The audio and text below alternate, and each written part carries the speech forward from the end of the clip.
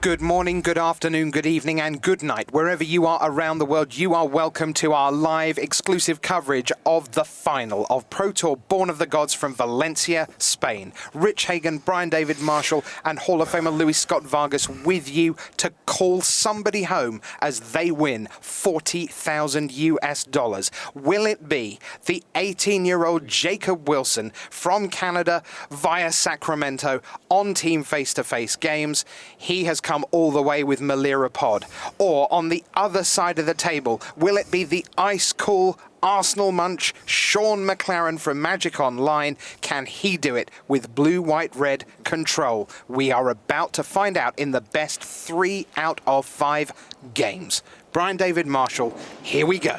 Absolutely, Rich. And, you know, it's been pointed out a couple times, and I think it bears repeating, Jacob Wilson, if he wins this match, would be the first Pro Tour champion younger than the game of Magic. Wow. Certainly people have won. When they win. When they win, absolutely, yes. We do have a world champion that's competitive. We do have the world champion. It's a slightly different event. A number of people have pointed this out on Twitter. And interestingly, both of them have their roots in the same, their wall of roots in the same area. Oh, so what you did there. They're queuing up here in the booth. I can tell you, without the jokes, that a wall of roots is in play for Jacob Wilson. He has all sorts of ways to accelerate his mana. He has lots of value creatures. He has the possibility of infinite combos revolving around Malira Sylvok Outcast and then gaining life infinitely off Kitchen Finks, or just killing people infinitely with Murderous Redcap. That's what he's about. Shaun McLaren is about just this smorgasbord of phenomenal power spells, costing 1, 2, 3 for the most part, and then just generally, eventually activating a Celestial Colonnade and hitting people with it. He actually remanded the Wall of Roots while it was sitting on the board. It actually was floating on the stack, as it turns out. It looks suspiciously like it was in play, but Shaun's opening hand here was much, much better on the play, and because he was higher seed, he got that option. Because his opening hand was Mana Leak, Remand, 5 lands, which on the draw is kind of marginal, and on the play is reasonable. Like, it's solid on the play because you get to remand Jacob's first play, maybe Mana Leak his second play, and kind of get on the board this way. And he's added an Electrolyze to that mix since. And it is lucky for McLaren as well that Jacob did not have a 1-drop accelerant. Wow. So Jacob is the remand really hurt on the wall. Now the Mana Leak on the Birthing Pod is incredibly devastating. Yeah. That's really good news for Shaun McLaren. Once Birthing Pod comes down, think of Birthing Pod. For those of you who haven't watched Jacob Wilson's deck in action, you can think of Birthing Pod as essentially a staircase, or at least a facilitator for one, where a creature that has a casting cost, let's say 2. More like an escalator. Okay, yeah, I guess you're just a little more technologically advanced than my explanation, but the essence of it is a 2 casting cost thing becomes 3, 3 becomes 4, 4 becomes 5, and Jacob Wilson's deck is packed full of choices along that escalator, as it were, to give him this giant toolbox of possibilities to find the right tool for the right job at the right moment. Were you surprised at all that Jacob just trotted Birthing Pod out there into 3 untapped mana? No, and I think the reason he did that is because he wants to get it out before Cryptic Command comes online. I mean, McLaren doesn't have infinite Mana Leaks and Remands. He's got, or at least you don't expect him to. Well, he's got 6 total, and he'd already used 1. So casting that there gets around Cryptic Command. It also gets around Snapcaster plus Remand, and I think Jacob was right to run it out.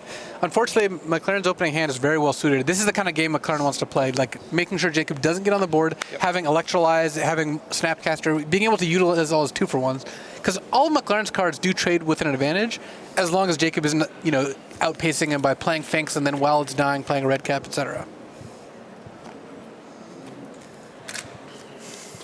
Well, it looks like Jacob has drawn all the cards he might want to pot into anyway. He's got his Limvala, Keeper of Silence there, and you can see a Ranger of Eos, an invitational card from a few years ago, where Antoine Ruel was in attendance at this Pro Tour. Yeah, I played next to him actually a couple of rounds. He was also playing Splinter Twin. Jacob even has a Scavenging Ooze, which is pretty strong against McLaren's creatureless deck, since it actually just makes Snapcaster Mage into a much worse play. And there we see the Scavenging Ooze. Jacob representing not having another land. Though, unfortunately for Jacob, there's no creature in the graveyard, so he's not able to protect Scavenging Ooze from Electrolyze. So McLaren's got to be fine with this.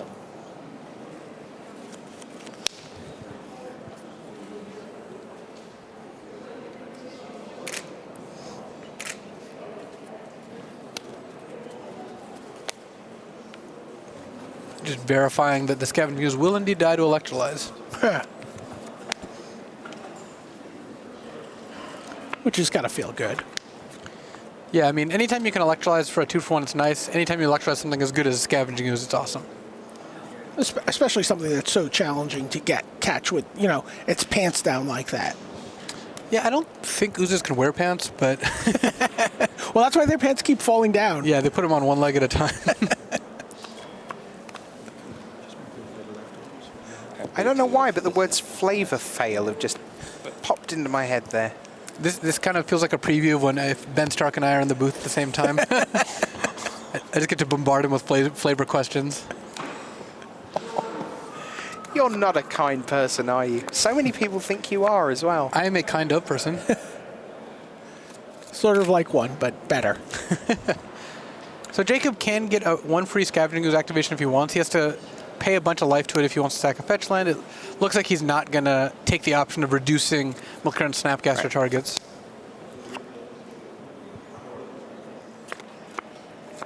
You see Wilson's hand on the right of screen. Lymphala, Redcap, Ranger, Decay. McLaren already with a stack of cards in the graveyard. So, a lot gone on there. As we see Tectonic Edge come down. Yeah, McLaren's in decent shape. He's got Path, and he's got Colonnade, and he's got Tectonic Edge, and he's got a Snapcaster, but he also has 3 more non-spell lands in hand, which mean that Jacob could just potentially just play enough cards to run him out of action. You said earlier on today that you felt Wilson was pretty well set up for a long game. Traditionally, it is by its nature, a control deck that is set up well for a long game. What is it that might give Wilson an edge as we head into a sort of lengthy, protracted battle? First off, he can resolve Birthing Pod at any time. It turns all his creatures into enormous threats.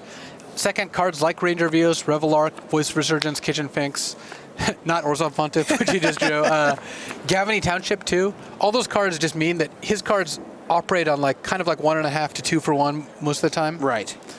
Of course, McLaren does have Sphinx's Revelation in his deck. If McLaren draws a Revelation, he's going to be able to bury Jacob if Jacob doesn't have a fast start. And right now, Jacob hasn't attacked even once. So that is the kind of game that McLaren wants to play.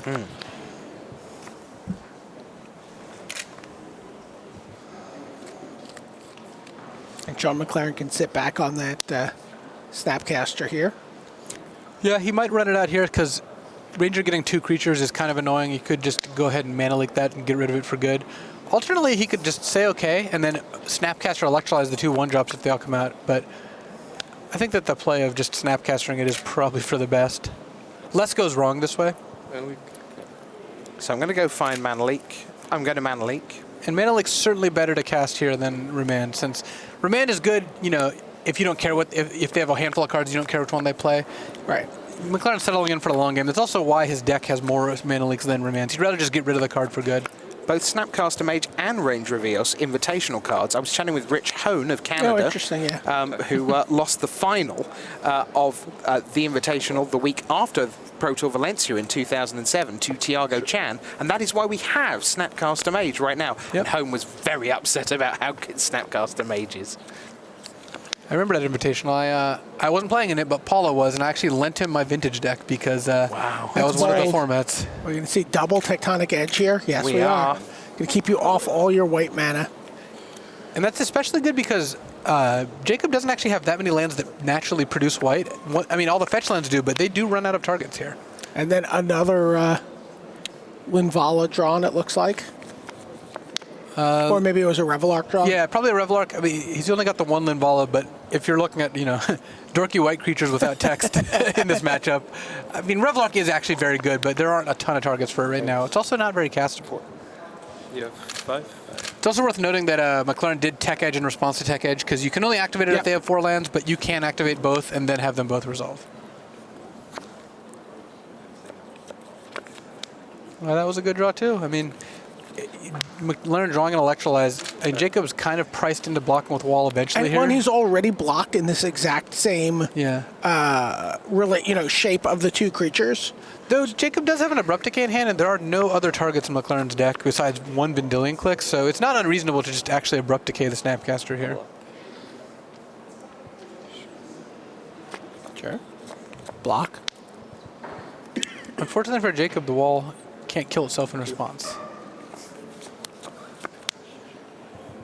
Another Stone Rain for Yeah, Shaun McLaren. When you're ahead, pressing the advantage like that is pretty good. Jacob has missed land drops. I mean, Pot is the kind of deck that operates perfectly on like 4 to 5 lands, but if you get put down to 2 all of a sudden and then your wall dies, you're in a tough spot.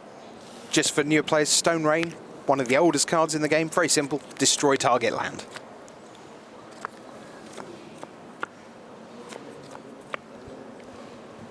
We're actually heading pretty quickly into Colonnade territory here. McLaren might just start bashing for 6 a turn. Good. And Abrupt Decay cannot kill Celestial Colonnade, so... No matter how many times someone might try to do that to you at F&M. Right. And now the Abrupt Decay takes out the Snapcaster Mage at the end of the turn. Shriekmaw, which can be evoked, but... Yeah, there's not very many ways to get value off Evoking Shriekmaw here. So McLaren, I think, doesn't want to see another Birthing Pod resolve or potentially another mana creature. Instead, he's just going to keep getting to Electrolyze over and over again for value. So here is Malira Silvok Outcast. Their Snapcaster. And Jacob Wilson doesn't bother to say, what are you going for? No, it's just, okay, my girl's dead. Malira's gone. Had McLaren not drawn Cryptic, I think just bashing with Colonnade is the only choice he has available. Drawing Cryptic, still not enough to convince him. And I like just attacking for 6. Jacob's not being able to cast anything. Right. Even if he resolves a Birthing Pod, you have a Cryptic to counter the next creature. Right. What's the worst he can do to you off of a land next turn? Especially paying life to cast Birthing Pod as well. And then we take a look at the cards that Shaun McLaren's holding. And most importantly, it's the ones he has in play, as in Celestial Colonnade, which Jacob's not going to be able to stop easily. I mean, it's not fast enough to present a huge threat in most games, but when you're this far behind, the fact that it's unkillable does come up. And we are going to see an evoked Shriekmaw. So we're going to see a dead Snapcaster Mage. But Wilson's at 9 here. There's a Bolt. Bolt's relevant. Buys an extra turn. Right. That means he can get him in 2 turns with the Colonnade instead of 3. Yeah, I do not think that Jacob has any outs here. Yeah, and certainly Murderous Redcap, isn't it? I'd like to put something not really in the way. Bolt you. Good game.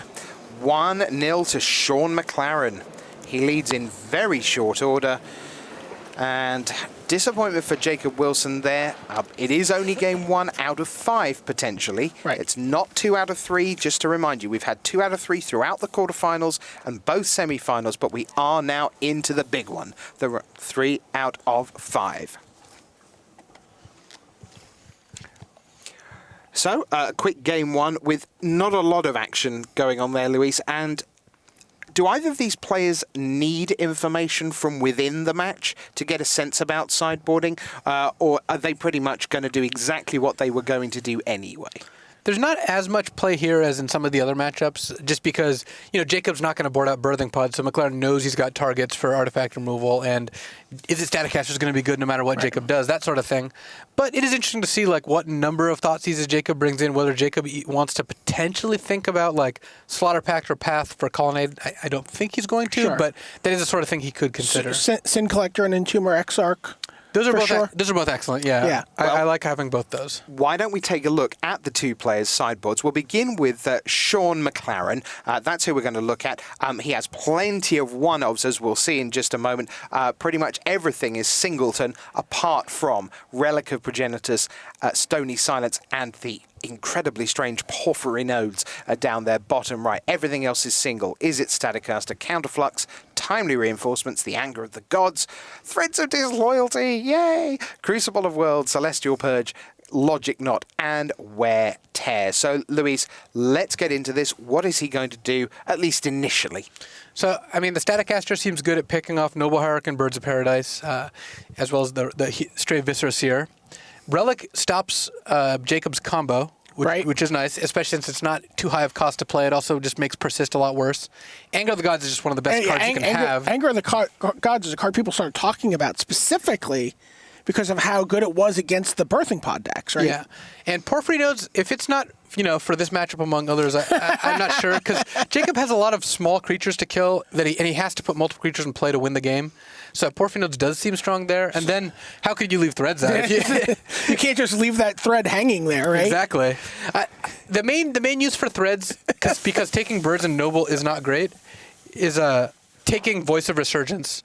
If you threads a Voice of Resurgence and it dies, you get the token, and that actually stops beatdown really efficiently. Yeah. People at home, when they hear you do jokes like that... What jokes? Did I make a joke? I'm sorry. It was an accident if I did. Well, I certainly did not mean to. I'm looking after your interests. I just want you to know that when they're at home, they can't hurt you, only themselves, by banging heads against doors or tables. People in the building... Don't do that. People in the building, on the other hand, their vengeance can be swifter and more terrible. Right now, out there are hundreds of people watching this. And even worse, they've hooked up some speakers so they can hear you. So why don't we take a look at what's going out on the floor? I wonder if we can get a shot of what's going on with all the people. They put an air wall across the hall, set up a giant TV screen on there, and there you see... Give us a wave, everyone. Hello, boys and girls. If you were better at Magic, you could have been here in the final. You're not supposed to taunt them. I thought they were going to hit me. Why are you making them want to hit you? I just assume that they'll hear my voice and think that it's you. I see. We do have the same accent. That's one of your better ones, to be fair. All right. So Shaun McLaren is gearing up for game 2, 1 up. So why don't we take a look at the other sideboard then? We've had a little look at McLaren. It's time now to switch seats, and see what Jacob Wilson is up to. And again, it's all 1s and 2s, except the big one, the full 4 Thoughtseize. And anytime you put 4 cards of anything into any sideboard, Luis, it's something that you really, really want, at least some of the time. So what's going on here? So Jacob has, the 4 Thoughtseizes, which are kind of his most versatile anti-everything card. It's good against all the combo decks. It's pretty good against all the control decks. He also has the one of targets of Sin Collector and Tumor Exarch, which I like. And then Voice of Resurgence is kind of made for this matchup. It's one of your best cards, as well as the second Scavenging Ooze. Because Jacob has a lot of cards he does want to take out. He doesn't want Abrupt Decays. I don't think wants Chords, and then also would like to cut some of his targets, like Orzhov Pontiff, Shriekmaw, Linvala. These are not cards that are really doing that much for him. You have a lot of silver bullets built into the deck in game 1 that you can actually just pull out for good sideboard cards. Yeah, and you saw he drew the Pontiff and the Shriekmaw and the Linvala, so that's not really what you're looking for, whereas you get to kind of refine those and put in Sin Collector and Tumor Exarch as much better targets. We talked about this a little bit with the Storm deck. We're like, well, you play the Storm deck and sometimes you get a draw like this and that's what happens. Is that sort of the price you pay a little bit with the Birthing Pod deck? You have all these cards in your deck that you want to be able to sort of sneak into play with Birthing Pod or with Card Crawling, but sometimes you kind of just draw them. Yeah, I mean, it's not a huge cost to have, 6 or 7 different targets, especially since in any given matchup, 1 or 2 are fine to draw naturally. But you can draw dead cards, and that is one of the costs. I mean, you can sacrifice them to a Birthing Pod, but McLaren did a pretty good job of keeping that off the board. As we continue to look at those cards there, it's very interesting the difference between some of them that are so straightforwardly powerful, something like Path to Exile, because you only need to see the words exile target creature to think, wow, that's pretty good, and destroy target non-black creature, for example, on Slaughter Pact. Then you look at a card like Scavenging Ooze, which, on the face of it, there's all sorts of things that would make it not necessarily super exciting. It's like, okay, so I get a 2/2 for 2. Well, that's fine, sure. And then, well, there have to be cards in a graveyard. So, right, well, I'm probably going to do that. And then if it was a creature card, well, maybe there aren't any creatures, so maybe that's not so good. And yeah, I can turn it into a 3/3, but by the time that happens, then I could be just making a 3/3 without all this fuss. And what's the one life about? But then... Once you actually get into the world of constructed Magic, all those little bits and pieces, disadvantages become not disadvantages, and suddenly they become very special cards. Think about Deathrite Shaman, which has been recently banned in the modern format, the presence of that card alone was enough to have a lot of the blue-white-red decks when we were at Worlds almost entirely remove Snapcaster Mage from their deck or shave down to one Snapcaster Mage where once there were 4. Yeah, a lot of the Worlds decks had like 1 to 2 Snapcaster Mages. I mean, it was a weaker card when Deathrite was around. And so Scavenging Ooze and its ability to exile target card from a graveyard, sort of, it doesn't give you the same upside that Deathrite Shaman does, but it can have that same kind of effect on a game. Right now, players are working out what they want to do. I can tell you that they are keeping their opening hands. That means it is time for Game 2 of a possible 5 here at the final of Pro Tour Born of the Gods. Let's get down to the action. There you see the table. Based in not an awful lot of light around it, because this is where everything counts. Jacob Wilson on your left, Shaun McLaren on your right. Canada all the way. They're going to have a Pro Tour champion this weekend. So it looks like Jacob did sideboard a little differently than I anticipated. He actually put in the Obstinate Baloth and has at least 1 Chord of Calling in his deck. Right. Which is interesting. He's going a little bigger. It looks like he might be trying to just put in 4/4s that don't die to Anger of the Gods or Lightning Helix. And Chord, is not the strongest against cards like Anger and Electrolyze, but it does give him access to some of his grindier cards like Eternal Witness or Entomber Exarch or Sin Collector. And it does let him play the deck a little bit out like a rock flash deck, in the sense that when his opponent taps out to do something, he can chord and get a creature into play. Yeah. So in Game 1, we saw a Wall of Roots on the table. Turned out it wasn't in play. And in Game 2, you see a Wall of Roots on the table. This one is. It's a 0/5, and if Jacob Wilson wants to put a -0/-1 counter on it, he will get a mana bonus. Let's take a look at Shaun McLaren's hand. There we see the Porphyry Nodes, which could be a really interesting card in this matchup. Yeah, I think it'll be interesting to see when Shaun chooses to play it. You wait too long, and one creature turn's not fast enough because it's kind of a slow card. Well, and think about a Kitchen Finks. Yeah, that can delay it for multiple turns. Yeah. But if you play it too quickly, you might only get 1 creature, so you kind of have to hit the sweet spot. So Jacob deciding which 4-mana threat to deploy here. I like leading with the Baloth. It's probably going to get mana leaked here, and then once it does, ideally Ranger Vios resolves and gets him multiple creatures.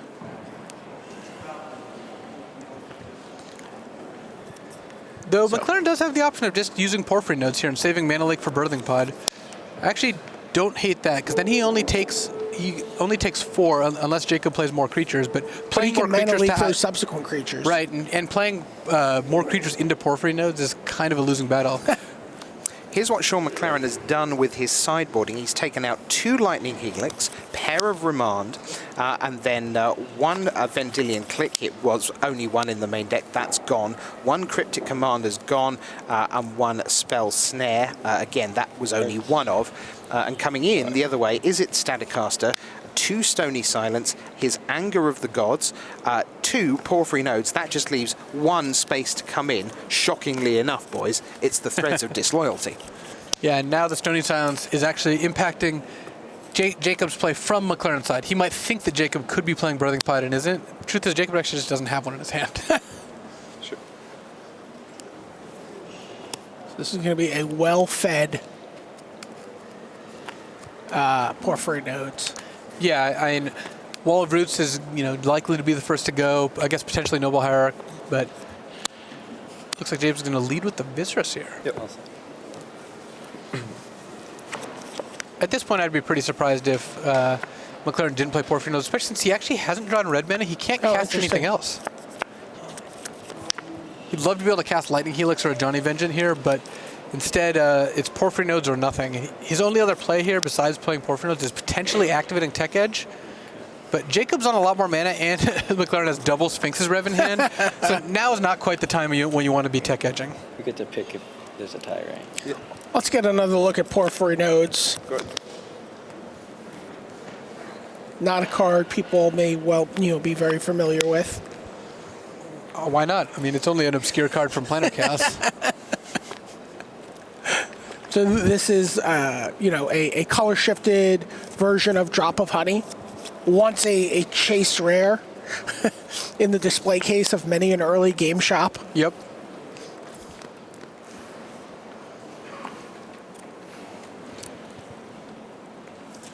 So McLaren's going to get to pick off whatever he chooses as long as it's Wall of Roots. And it does not target. So that actually gets around hexproof or something along those lines, but it also means that Jacob can't sacrifice the creature to Viscera Seer, which is what's relevant right here. Just to tell you what's going on with Jacob Wilson's sideboard, thanks to Tim Welby for checking all this out for us. Gone from Jacob Wilson's main deck initial configuration. Malira gone, Limvala gone, Murderous Redcap, a Wall of Roots. Check.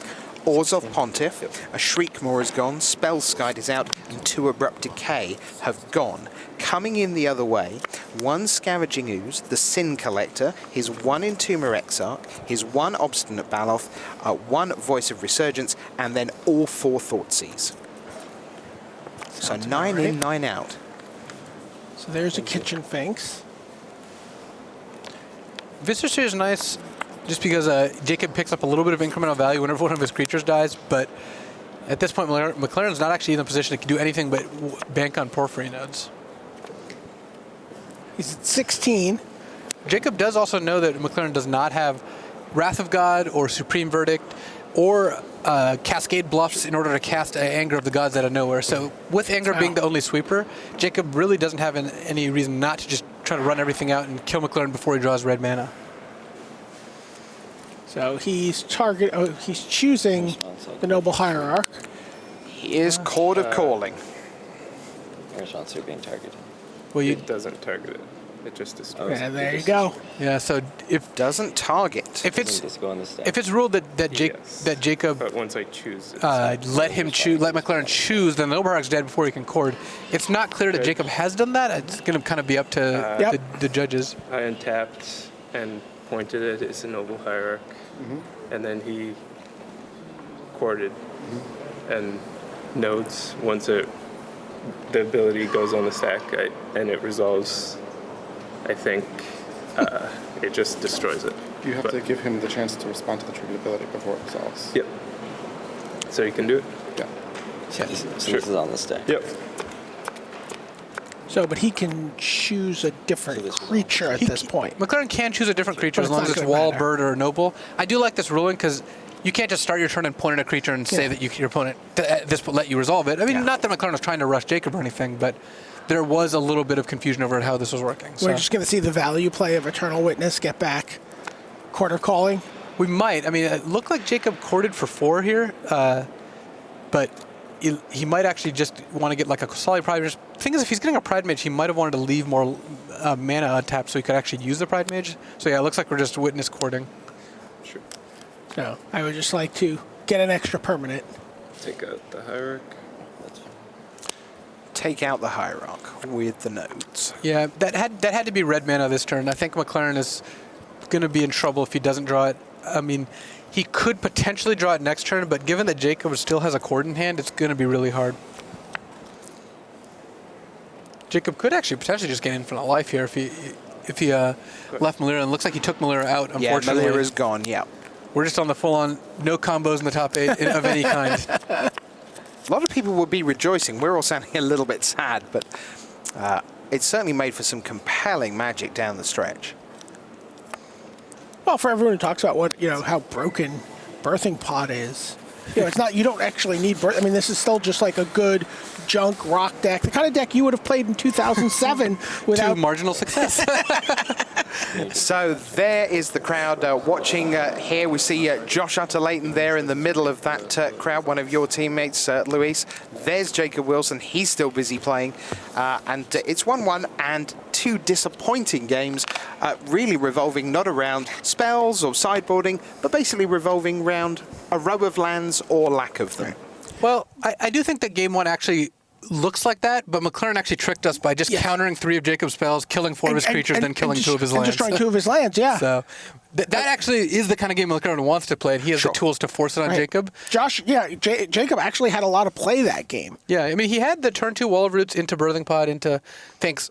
The other hand, McLaren's game right there, Jacob had nothing to do with that. He just never drew a red land. Okay, that's all right. All right, then. looking at lands, there's been a lot of talk in various formats about Mutavault and people trying to squeeze those in because it's such a powerful card. And does it fit in this deck? Does it fit there? Can you afford to run it? We talked with Patrick Dickman about, well, okay, I'm blue-red, and now I'm going to spread my wings to green for Tarmogoyf and so on. What's your take, Luis, on the general positioning within Modern about Tectonic Edge? Because right there, Kingdom for a Plains or a Mountain or an Island or just anything that actually said something other than Tectonic Edge. Yeah, I mean, you do have those games, and especially in a 3-color mana base, you're taking a little bit of risks. But, with all the Valakuts and Celestial Colonnades running around and Gavany Townships, it is worth the extra, the extra risk. Right, and you have more of a choose-your-own-adventure game with mana in Modern than you do in Standard because of the fetch lands. Yeah. Because of the fetch lands and the shock lands, the ability to just sort of go, okay, I need a red and a white, I need a blue and a black, I need, Yeah, it's you can run 3-color mana bases in Standard, but you certainly can't really run Mutavault in them, except under rare circumstances. And most of the monocolor decks are so good because they get to play Mutavault for free, essentially, without any real consistency problems. I mean, small ones still, but whereas in Modern, you can run Tectonic Edge in your Cryptic Command, Anger of the Gods, double white deck if you. Is that what Shoto was playing? Well.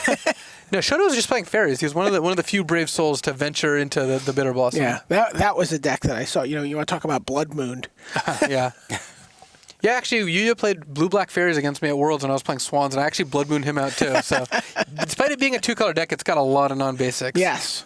I want to ask you a couple of questions about one of your teammates this weekend, Luis, one of your new teammates, which is Kenji Samura.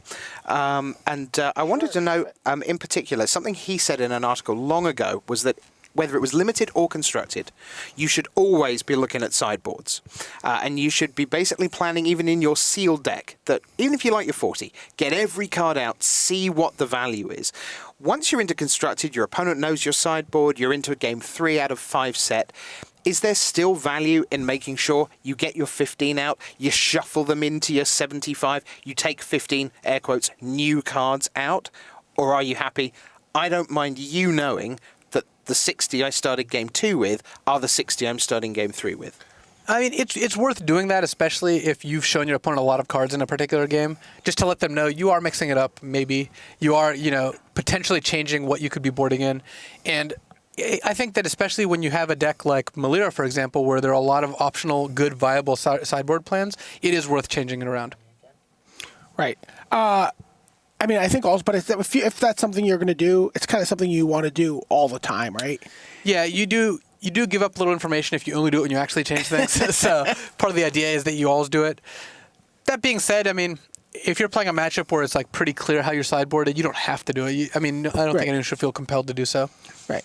Well, one of the cards we saw in this match from Jacob's deck that I thought was kind of interesting, you don't normally see, this creature deck, but he has all these abilities to generate card advantage. And, we saw him fetch up Viscera Seer with Ranger of Eos there. Right. Oh, yeah. Now, Ranger of Eos. And the card we were talking about as an invitational card. Mm. Let's take a look at it there. The ability to get what kind of cards can Jacob get with this besides the Seer and Noble Hierarch or Bird? A lot of times you'll see people getting Nakatals or. So Ranger has kind of 2 main roles in Modern. The first is in the Melira Pod deck, and that is mainly so you can have a 4-mana sacrifice outlet. So you can sack Kitchen Finks, get Ranger, get Viscera Seer. So you have a way to get a sacrifice outlet to do your combo. It's also good that it's like a Bloodbraid Elf that you all cascade into 2 one casting cost creatures. And then the other use is out of the Zoo sideboard, mostly the tribal Zoo sideboards, just to get 2 wild Nakatals. So that's Antoine Ruel there on Ranger of Eos, as we say. By the way, the last line of this is actually relevant in this deck. Yeah, Jacob could. Can you imagine if you could return a Ranger of Eos in this deck? To get your Ranger into Revelark, get my Ranger back? That would be pretty awesome. I see. You didn't mean more deadly than sharpened steel, did you? No, I did not. I did not. I was talking about the bullet points. All right, then. In case you were wondering why it was 3-2. Welcome back to the booth. Players getting ready for Game 3. Let's jump forward 2 hypothetical games and we get to 1 game. Is there then a shootout that favours one player or another? Does it get tougher? We've said, both of you have said Wilson basically the favourite, even though I know you're BDM, you're sort of supporting McLaren, if you will.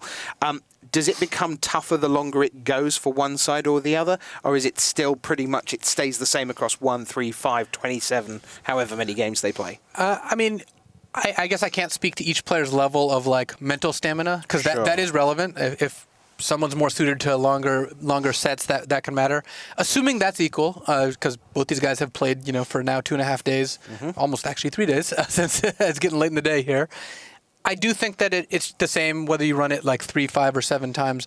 Once you get past enough times that you get to play basically all sideboarded games, it stays about the same. There are a couple ways that Jacob can sideboard and a couple ways that Shaun can sideboard, but I do think that you're not going to see drastically different results on a best of 7 versus a best of 13. Sure. Right. All right. Well, we're down to the best of 3. Best of 3. Now. And while we're watching, we've seen Jacob has gone down to 6 for his third game here. It looks like a solid 6, and by that I mean he's got 2 lands in a noble hierarch. You saw a noble hierarch, yeah. So we'll see what he does with that.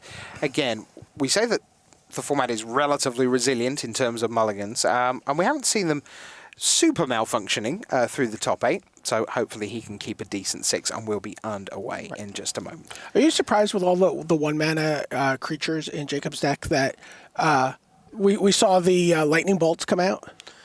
Yeah, that I would have expected Helix to come out, but lightning bolt is something that I would imagine you'd want to keep in, because especially when you're on the draw, McLaren stopping Jacob from... he did take out the Helix. Yeah, because McLaren on the draw has to stop Jacob from casting a turn 2 Birthing Pod, or else things get a little dicey. I think Lightning Bolt's not something you can take out. Okay, good. The life gain from Helix is not as relevant as other matchups, even though Jacob is planning to attack. Yeah.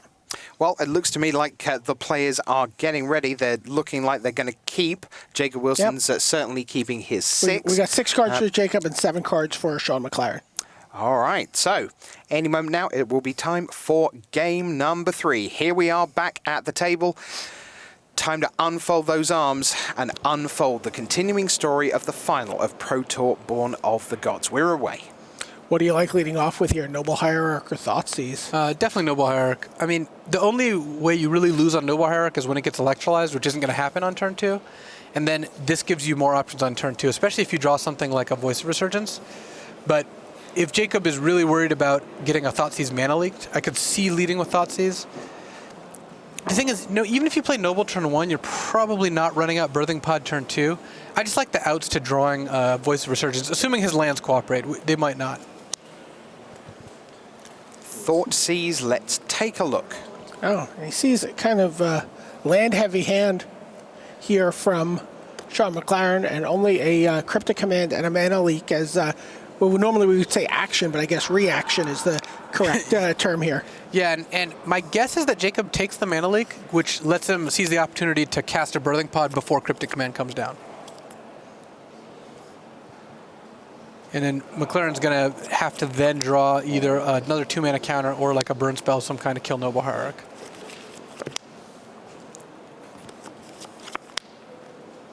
So McLaren draws for turn number 2. Yeah, apparently his deck is all Tectonic Edges at this point. and some Celestial Colonnades. There's Viscera Seer. And there is Noble Hierarch. This next turn is going to be good for Jacob if McLaren doesn't draw something. And something was drawn. Hey, you know what wasn't here the last time you looked? Stony Silence. Yeah, that is a pretty tough draw, since Jacob's only action really was the Birthing Pod, though he does have the option of just going over the top and just casting Ranger Vios at this point. So that's not actually the worst. He was just a lot more favored if he was able to resolve Pod and then Pod like a Viscera Seer into a Voice of Resurgence. You can't be too unhappy about playing a Ranger against someone who's got at most like 2 spells and, as we know, only 1. So here comes Ranger Vios that we've just seen using the Noble Hierarch. Which gets to attack for 4 next turn. Potentially more. If he grabs 2 Noble Hierarchs, he could be attacking for like 6. That's true. And that's because of all the Exalted triggers on the Hierarch. And when one creature of yours attacks alone, the Exalted triggers happen. It gets +1/+1. That's what we're doing. Yeah, I mean, Noble Hierarch's just much better than Birds once your mana's fixed. Because the only thing it doesn't do is tap for black mana. Or fly, if that's relevant, which is not generally going to be the case. It's only relevant if you have like 3 Noble Hierarchs in play. Or if you want to start chumping Celestial Colonnades, which, sometimes this game does come to. There you get a look at McLaren's hand. The second Stony Silence is considerably less good than the first one. They don't stack well. No, they do not. Okay. I mean, Jacob does have a couple ways to get rid of Stony Silence, so you might eventually want to just cast the second just in case, but for the most part, they're not going to do a whole lot for you. There you get a look at Stony Silence.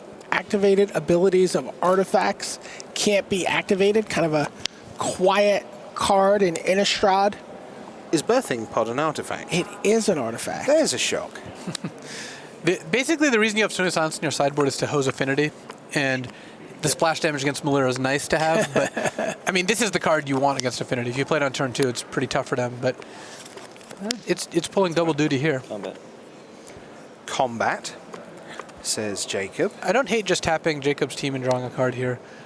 McLaren has a ton of ways to get rid of Ranger, and just cycling into them seems nice.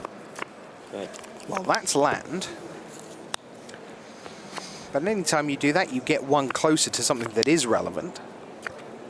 Like a Path to Exile, which is still a pretty good thing here. One of the vulnerabilities of Exalted is Jacob's putting all his eggs in one basket, so every spot removal spell from McLaren buys him a full additional turn. Because only the Ranger of Eos is going to attack next turn.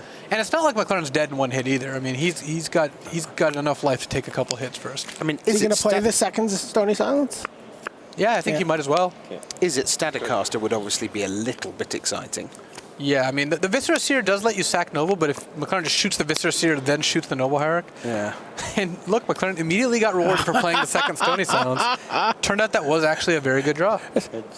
That's as close to expressive body language as I've seen from Jacob Wilson in the feature match area. He's just kind of like, are you kidding me? At this point, I think you're playing into Anger of the Gods, and McLaren only has 2.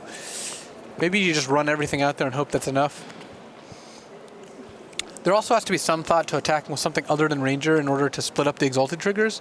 Like, just put Exalted triggers on your weakest creature instead of your strongest. But McLaren didn't have anything last turn, so it's not unreasonable to just hit with Ranger here and hope that McLaren continues to not have anything. Plus, it hits him in nice 6-point chunks, which is enough to kill in 3 turns.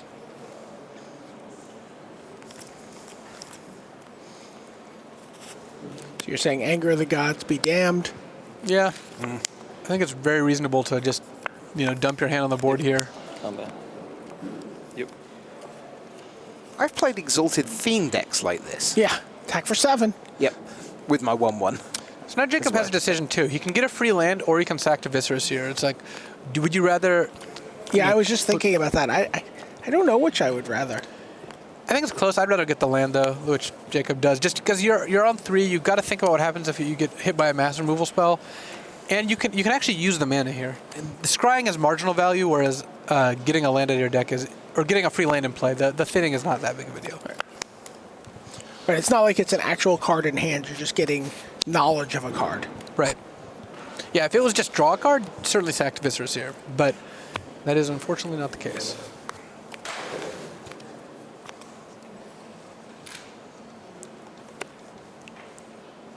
So Jacob deciding whether he wants to play a Scavenging Ooze. He could actually play Ooze and play around Anger of the Gods, because if McLaren plays Anger of the Gods, Ooze eats... 2 creatures get sacked to Viscera Seer, then Ooze eats both of them. So I like playing the Ooze here. And plus, you're already, again, kind of in the spot where Anger of the Gods is going to wreck you. So this actually even plays around it by giving you a 4/4. But meanwhile, Shaun McLaren has to have these things that utterly devastate Wilson's board, and, well, kind of doesn't. Yeah, his draw steps so far have been 2 Stony Silences, a Path to Exile, and all lands. Which, is not really what he's looking for. Jacob deciding whether he wants to Qasali Pride Mage one of the Stony Silences. I think rightfully assumes that, unless the second way to kill one is on the horizon, there's really no point. Yeah, I know why you're laughing. There's a Birthing Pod. So 4 triggers of Exalted. Activate. Sure. Looks like Colonnade. we're in Colonnade Chump mode. Wow. Indeed we are. Interesting. I think McLaren wants to take another hit there just in case he draws Sphinx's Revelation, because that's one of his best outs. But Colonnade is expensive to activate, so chumping, gives you a little incentive there. But I think given what his outs are here, I think drawing Revelation is better if you wait. What's the point of playing Birthing Pod there? In case let's say you kill one Stony Silence, then you draw like an Eternal Witness or something like that, and you just kill the second.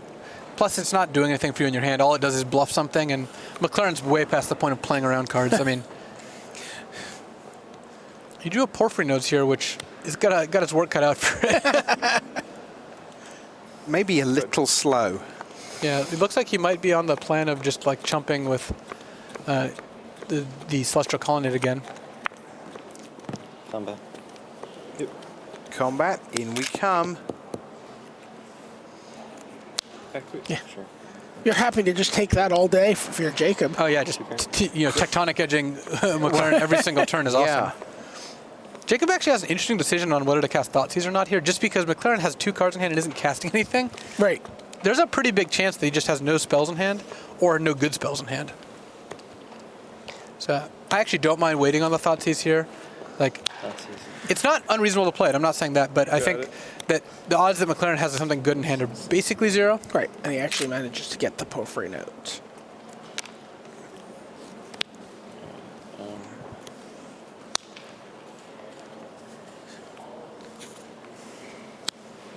Looks like we're playing the bird here because, again, Anger. I mean, at the end of Anger, you do end up with like a 7/7 Scavenging Ooze or something, like an 8/8 Scavenging Ooze, which is awesome. Cryptic Command, but he's a little short on blue all of a sudden. The downside of chumping with Celestial Colonnade is that you've chumped with Celestial Colonnade. Yep. Exile Cryptic Command. So Wilson busy oozing his way towards a 2-1 lead. Yeah, just making sure Snapcaster isn't a good draw here. At some point, he can Arcbound Ravager it up, sack a bunch of things to Viscera Sphere, then eat them with Scavenging Ooze, but he's not really in that position yet. We talk about it being a green creature deck at heart, and this is pretty much the first board state we've seen all day that looks anything like that in terms of, well, just look at all the creatures. Imagine if you drew like an overrun here. The funny thing is he actually has 3 in his deck. If he draws a Gavany Township, the game ends really quickly. Yeah. Shaun McLaren goes to 11. Yeah, I think picking up like a Hallowed Fountain here is a good plan, though he can't even cast Sphinx of Revelation. If he draws a blue, he can cast Cryptic, which does buy him an extra turn.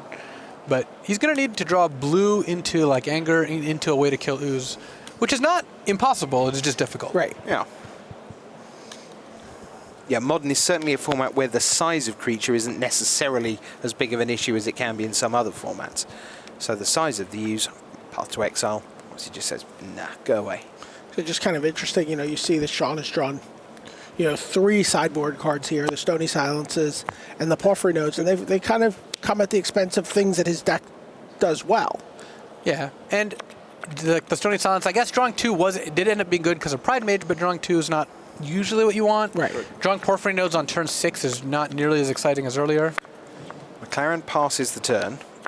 And that's a good pre-combat Thoughtseize now, since now, even though McLaren has the Lightning Bolt, Right. Jacob now doesn't have to attack with just one creature, or rather he can attack with a different creature. I assume Pride Mage is getting bolted here, though.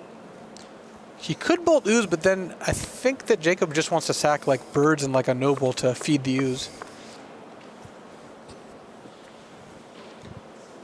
Is McLaren dead this turn? Oh. Let's see. Can't you put all the Exalted triggers on the stack, and then? Yeah, I mean Jacob has enough to kill him, except for that McLaren has a Colonnade still. Okay. So he can chump. But For the 3rd time? yeah, Yeah. I mean, which puts McLaren into a pretty unwinnable position. But I think attacking with Ooze is what you want to do now, since now that McLaren is forced to block with Colonnade. No blocks. Oh, so now Jacob knows his hand. He's able to. Before damage, I'm gonna float green. Float green. Sure. Sack and scry off the Viscera Sphere. Yeah, Arcbound Ravager it is. Same again. Exile these. Yep. Exile all these. Put a bunch of counters on. 18. Yeah. Sack. Sacrifice Kasali, Pride Mage. Sacrifice. Exile. Exile all these. Yep. That's 12. Hyper combo finish. Thanks for playing. Jacob Wilson is one game away from $40,000. That man there. That was like a wow. ravaging ooze. Yeah. Arcbound scavenger. Yeah. We weren't sure which pun we wanted to make about the ooze there, so it's a little soon. We were brainstorming, director. I mean, come on. While you think about that, children, I'm going to talk about another young man who is not the 20-year-old Shahar Shenhar or even the 18-year-old Jacob Wilson, who's right on the verge of a Pro Tour title. I just want to mention someone who I've been getting a lot of feedback over the last couple of days about. And this is Martin Muller, who he's 16. He played this weekend in his first ever Pro Tour. He's from Denmark, and the Danes are very, very happy because he came 17th in his very first Pro Tour, age 16. Congratulations, Martin Muller. Well done, Denmark. Please, will you let me back in next time I come to visit? That's funny. It reminds me, the last time we were in Valencia, I think AJ Soccer was a young Magic player who finished also, I think, 17th. I think he was in his early teens. That was also Owen Turtenwald's first Pro Tour. Yeah, and Owen also did pretty well at that Pro Tour. Mm-hmm. Yeah, I think he ended up at round about sort of top 16, top 25, and was bemoaning the fact that but for the flood, we'd have had another couple of rounds because there were 14 total, which was less than one would normally have had. It was just the only way to get it in to the weekend before 400 people had flights on Monday morning again. So I just want to tell you, some people on Twitter kind of like my ravaging ooze pun, so you've got to be nicer to me about it. Okay. But, why don't we take a look at what we're punning on, the scavenging ooze that Jacob was able to just close that game out in one fell swoop with, forced the hand with Thoughtseize. Yep. And, just was able to, do 12 damage with it out of almost nowhere. I think he did 12 damage. Yeah, stacked 4 and exalted he gained triggers. 6 life. Which, even more importantly. Yes, actually, no. So let's take a look at Scavenging Ooze, if we can, and you'll get a sense of just what this does. Useful against aggressive decks, apparently. Or decks with strong graveyard strategies. Yeah. Well, I think this is just such an interesting card because it was printed in Commander. Yeah. Which meant it was legal for Legacy, right? That was only legal in Vintage and Legacy Eternal formats, and it kind of took off. It made a big splash on those formats, and then sort of very surprisingly got reprinted in Magic 2014, which suddenly said, well, sure, this is good enough in Legacy and Vintage, but will it affect Standard? And then it did. Yeah, and then it did, and Modern. This is and with Deathrite Shaman Gun, this is the next man up. Yeah, I mean, it is one of Snapcaster's natural foils at this point. It's actually, the interactions against Tarmogoyf is also very relevant. It can shrink Tarmogoyfs given enough time and green mana. And it can get a bunch of life and turn into a 7/7. And the card does a lot. Yeah, and the Snapcaster Mage interaction, it's actually, I think, more potent against Snapcaster Mage than even Deathrite Shaman was. It's certainly, because the problem is if you had a Deathrite and you played against a Snapcaster deck, if they pass the turn, are you really just not going to drain them? And if you do drain them, they get to play Snapcaster. If you don't drain them, then your card's not doing much. The Ooze is attacking them for 4 or 5 damage and constantly keeping up Snapcaster protection. Yeah, it just puts pressure on you on all sorts of different axes. Axes. Axes. Oh, that's exactly it. Thank you. But we may see more of that card, coming in game 4 of the finals here. Are you still fretting about the puns? You put me in a really difficult position. I feel like it's a tribute thing here. Either I'm stuck with saying how much I like it, or I can just tell the truth and say I didn't understand it. And either way, I'm stuck. That's fair. I thought it was great, BDM. Thank you. You're really good at this stuff. It's unlike paying tribute, though, where we get the effect no matter what. The gap was so narrow, it was just win-win either way. Well done, development. Top stuff. All right, so these guys have never really played best 3 out of 5 because you don't get to do that on Magic Online. There are no tournaments where you get to do this. This is the unknown. This is where Jacob Wilson should already be holding the trophy in any other time, but now he has to win again. And it looks like the players have kept their hands because they are showing them to the spotters who then relay that information to us to show us the contents of their hands, and they don't usually do that if they're going to be mulliganing those cards away. Well, Like, if that's true, here, I'd like you to enter these into your handheld device. All right, I'm going to mulligan. let's get back down to it and see if Jacob Wilson can make it happen or whether Shaun McLaren can force Game 5. Here it is then, Game 4 of a maximum 5 in the Pro Tour Finals here. Born of the Gods, Valencia in Spain. Shaun McLaren must win this game on the right of your screen, and that is because 18-year-old Jacob Wilson leads by 2-1, and first to 3 is a Pro Tour champion. Yeah, McLaren's hand is substantially better than his last 2 games, where he's actually got the mana leak into the Electrolyze, into the Ajani or Snapcaster. So, especially with him on the play, I mean, Jacob is going to have a tough game here. And here we look at what Jacob has to work with. Kitchen Finks, Entomber, Exarch, Wall of Roots, Ranger Vios, Thoughtseize, and Gavity Township on top of the Temple Garden that came into play safe and resting. Yeah, and one of the things you'll notice is that Jacob is missing black mana. He doesn't have a way to cast Thoughtseize or not even close to casting Entomber Exarch. So even though his hand is good, I would certainly have kept that hand, which... and even Martin would have certainly have kept that hand. He does need to draw a black mana source at some point here. Not right away. He's got a couple plays before then, but like the Wall of Roots, which got remanded last time and may potentially get mana leak this time. But if he doesn't draw black in the next, like, say, 3 turns, then he can end up in a situation where he's just got too many uncastables in hand. And then again, if he's suddenly finds himself his mana constrained, a card like Johnny Vengeant, which is looming on the horizon for Shaun McLaren, could be kind of backbreaking here, especially with he only has now he has a 3rd land that's making color mana. He does have a 3rd land, but Shaun McLaren not only drew mana leak, also has an Anger of the Gods, which does kill Kitchen Finks very effectively. I think that I like mana leaking here because if you draw a land, you can just slam a Johnny. And Shaun really and then cut that. him out of 2, cut him out of white. Doesn't get there, gets Porphyry Nodes. Well, he can't play Porphyry Nodes here.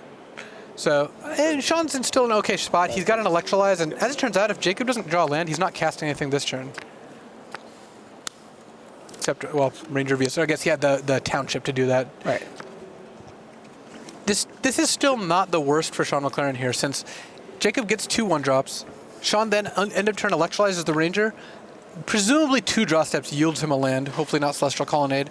He can then Ajani the Temple Garden. Then if the 1-drops come out, he's got Anger of the Gods and Porphyry Nodes to kind of mop him up.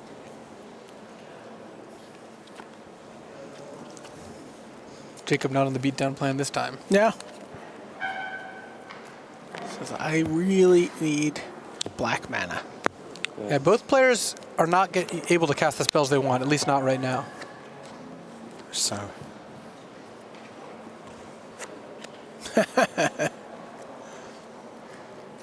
There is the 4th land. Do you play the Ajani here? Yeah, for sure.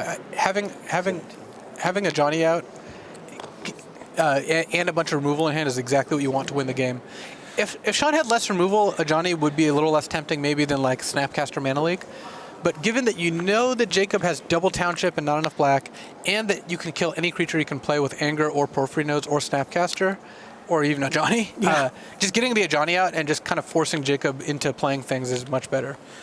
So that land up the top will not untap during Wilson's untap step. That's why he put it off to one side.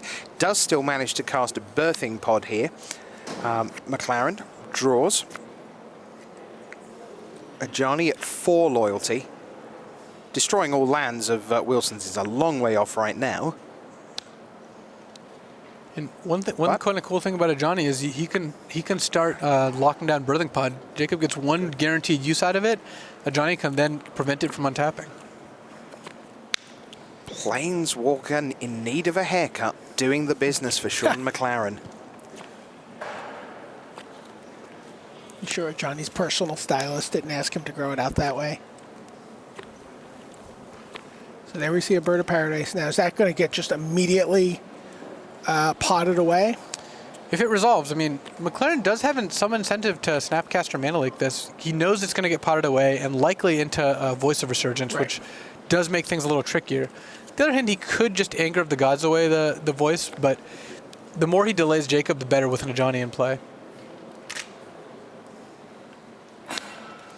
He gets to go on a little bit of his beatdown plan now. Yeah. And unfortunately for Jacob, he drew the worst land in his deck. He drew a Razorverge Thicket with 4 other lands in play right now. Yeah. So it didn't really help the cause.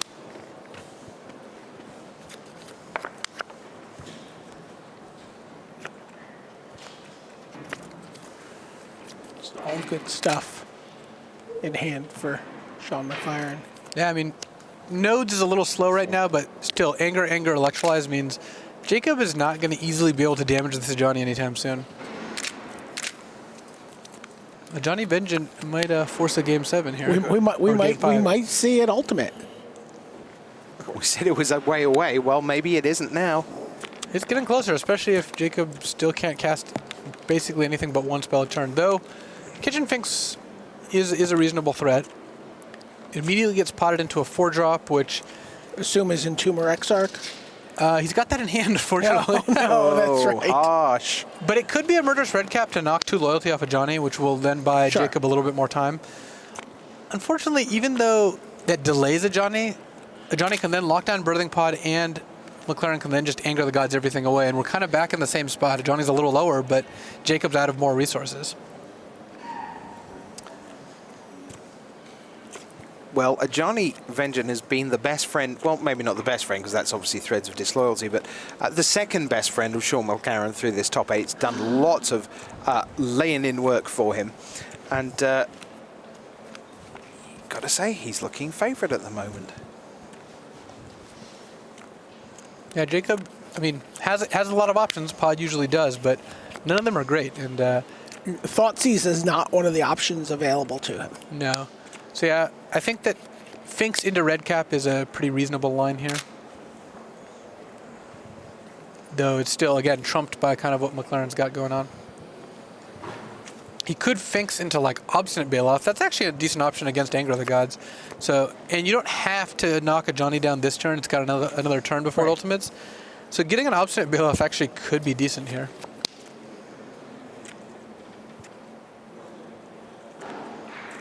So you could theoretically Porphyry Nodes. McLaren looks like he might be debating casting Electrolyze on the Finks in response to the trigger. The advantage there is if you draw another burn spell or a path in response to the trigger, when it comes back, you can then kill the other Finks and basically kill both copies of Finks, and Jacob never gets a chance to pot it away. But that seems like a lot of resources for someone with Anger of the Gods in hand. Sure. Game 2. Yep. So indeed, he chooses not to do that. Here we go. Persist.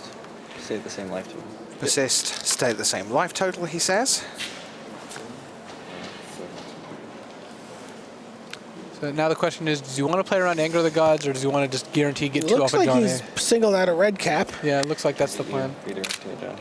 I mean, he can't risk getting, personal Armageddon. Yeah, it's going to be difficult to win when all his lands get picked up and put in the graveyard. But Anger of the Gods is now going to just wipe his board here. Yeah, as much as he'd like to get Obstinate Bailoff, maybe. I mean, McLaren does have the option of casting Electrolyze into turn, but the fact that Anger gets both creatures without any of them persisting, or rather the Redcap persisting, seems like it's worth doing that. Then you get to keep Electrolyze in hand. Though it looks like he's just going for it. Just casting the Electrolyze. 1-1. 17. 1 and 1. Wilson goes to 17. There you get a look at Anger of the Gods. It's a sorcery. How many cards? 5. Still 5 cards in hand for Wilson, which McLaren's just clarified. Use McClarifying. Thank you. Thank you. And now he's going to point that at the pod. Yeah, and because he drew Remand, he's actually, kind of protected from next turn also. So it looks like he's willing to just trade for the Redcap. Yep.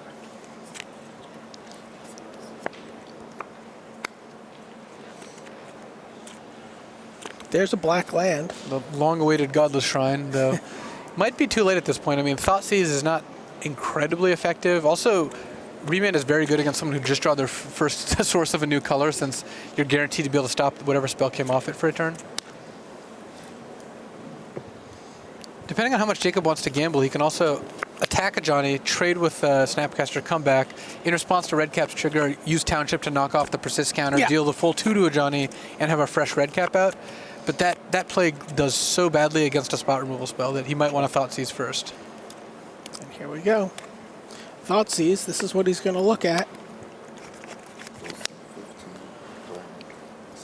I like remanding this here. Jacob can't recast it again, so getting the full turns of value off it seems nice. Yeah, you don't take damage. Yeah. Wait. I did chop. Okay. Yeah, I did chop. What are you at, 15? Yeah, 15. Okay. Clarifying the life payments that Jacob is making. Yields a land for McLaren. His last couple cantrips haven't yielded much, so he could be in a position of running out of cards in a couple turns here, though. Again, that a Johnny out and double anger in hand does seem like it's going to be kind of hard to deal with.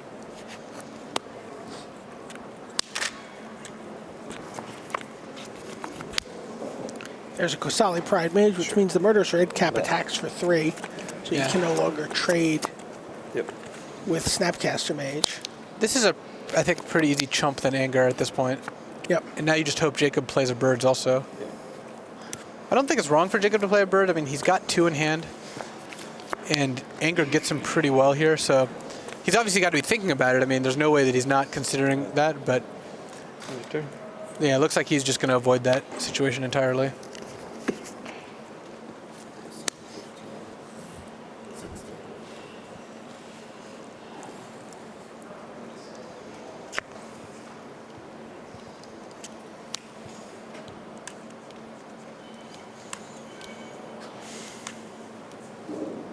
How many cards?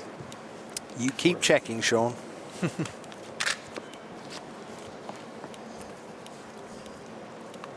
Not something you want to get wrong, really.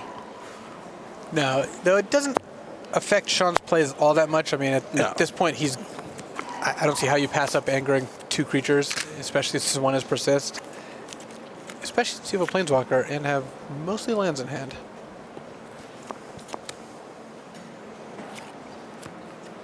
Yeah, here we go. 3 mana. Anger. Pick them up, send them packing. We're very close to an ultimate. Good. 2 turns away. Yeah, the fact that McLaren has not drawn a spell for a few turns and is about to get Thoughtseized means that Jacob might actually be in position to attack the pod. I mean, Celestial Colonnade is actually going to have to start doing some work here. If Jacob doesn't have a way to attack it with multiple creatures, then the Colonnade can just block. Now, is that the first sign of someone who wants the finish line to be right here? Massaging the temples, little sigh, little intake. He could be hungry. Thoughtseize. Show me that not super exciting hand. Anger of the Gods, Porphyry Nodes, Island.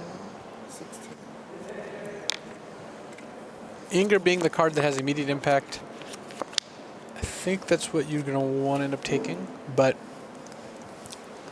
Jacob can't play Entomber Exarch this turn, even though he did draw a Black Source because he led with Thoughtseize, so now he has to play Viscera Seer Birds and chump attack into Colonnade and use Gavany Township in order to keep Johnny from going ultimate. Which does not seem like a winning series of plays. It is really not, but, I mean, it's that or his lands all go away. I mean, he could draw something. I mean, that is certainly an option, but... Yeah, you can pick up your hand. Yeah. No, don't.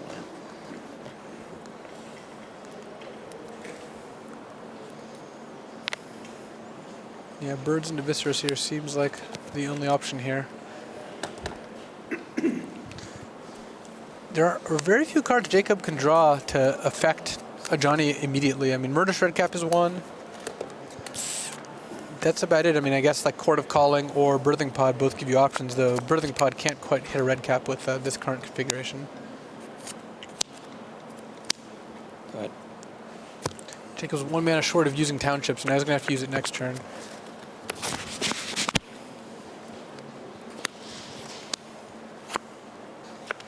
Oh, wow. Oh, my. That was a pretty ridiculous draw. Electrolyze is fairly ideal. I mean, Jacob is going to get to sack both, so Fairly ideal. yeah. He doesn't get to draw a card. Shaun, you know, I can't help but cringe at the loss of value, but I do think. Yeah, we did also hear the crowd. Yeah, Jacob might know what's in store here. Yeah, because if we can hear it, and we're wearing headphones and we're inside a soundproof box, good bet they can hear it. But I wouldn't call it a foolproof box. Oh no, they let me in. I will scry. Nope. There are very few cards you can keep here. You basically have to keep Murderous Red Cap, right? Like, Yeah, it's- red cap record. That's basically it. I mean, there's no other card that can touch a Johnny at this point, I don't think. Yeah, especially since you know that your hand is not anything. A Johnny Vengeant to force Game 5 at Pro Tour Born of the Gods. Birthing pod's going nowhere. Off you go, Jacob.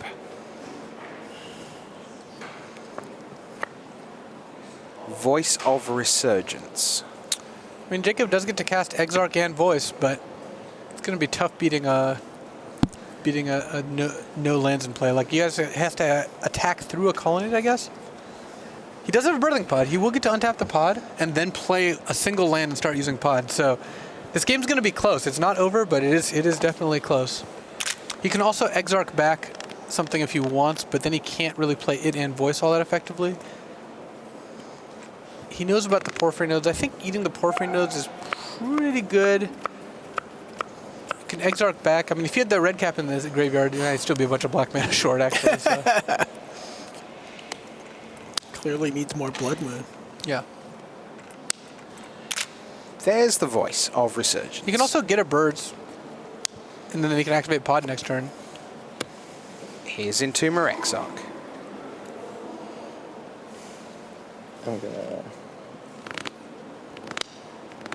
So if he gets a Birds, he can activate pod next turn, guaranteed, and then try to outrace Porphyry nodes. I'm gonna try and burrow up nice. Yep, here's the birds back. So McLaren actually does need to draw something here. If McLaren doesn't draw anything, I mean, he's still going to be able to Armageddon Jacob, but he's Path to Exile? he's found a clever way to mitigate the drawback of Path to Exile. You give your opponent a land and then you Armageddon them.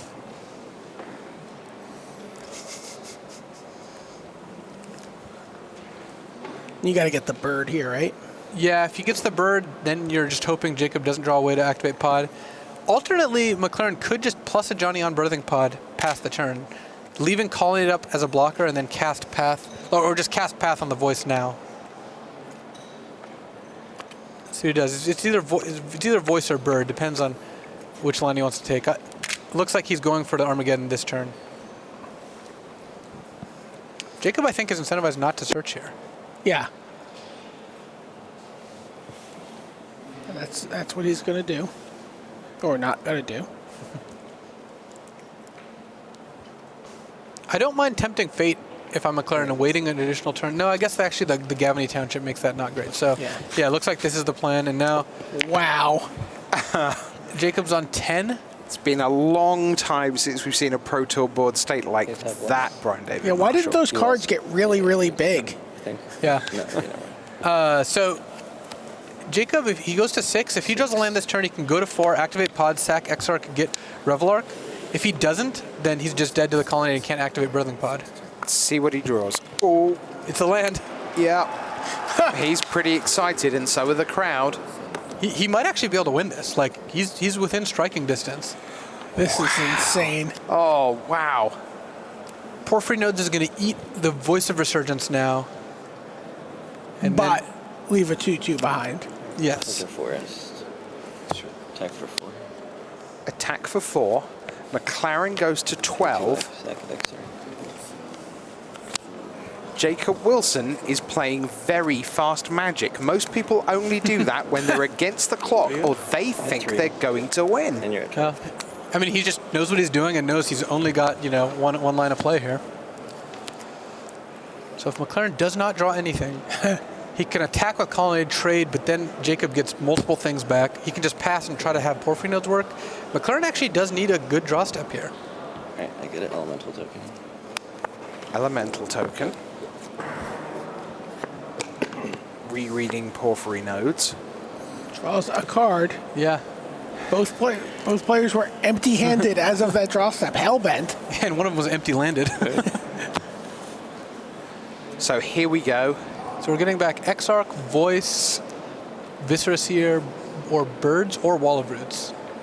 All of which have, pluses and minuses going for him, especially with a Birthing Pod in play. And Jacob does have the Porphyry nodes to deal with, too. And he is dead to one shot from the Celestial Colonnade. This is an intense game. So if McLaren doesn't do anything, Jacob gets to untap. At that point, he could even attack with the Lark, or he could just, he can't attack with it. He can attack with the Elemental into Colonnade. So that doesn't work. So actually, McLaren's doing pretty well here. I mean, Jacob is going to have to, he can pod into Birds, but that doesn't really do much. The Porphyry nodes is being very relevant in this board state. Do you mind if I rearrange all the... I assume that's fine. And I don't mind. Oh, wow. Looks like it's a Path to Exile. So Shaun is just trying to figure out what happens, what's coming back. So he can Path. It forces Jacob to get back a Birds of Paradise to chump with. It also lets him get back one of many other options, and then he can pod next turn. So McLaren has to think about the 4 other creatures that Jacob could get back, and then every pod target for all of them, while knowing Jacob's deck list. So he really should have this, somewhat figured out. Which, I mean, is a pretty tough situation.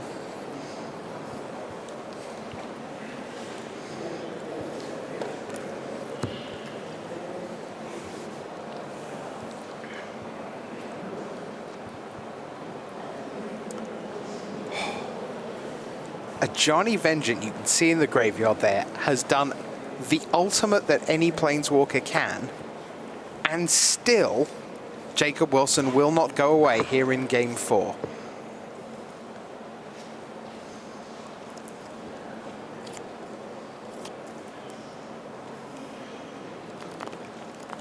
If Jacob pods away Revelark and gets back Birds and another creature, Porphyry Node has to eat the Birds, or gets to eat the Birds at the very least, which means that he's got to get back, if he wants to pot away Revelark, which is not necessarily a given, Wall of Roots and Birds, but then McLaren actually gets to choose. So no matter what, Jacob has to have a flying creature out during McLaren's turn. And with a Path in McLaren's hand, that seems pretty difficult to achieve.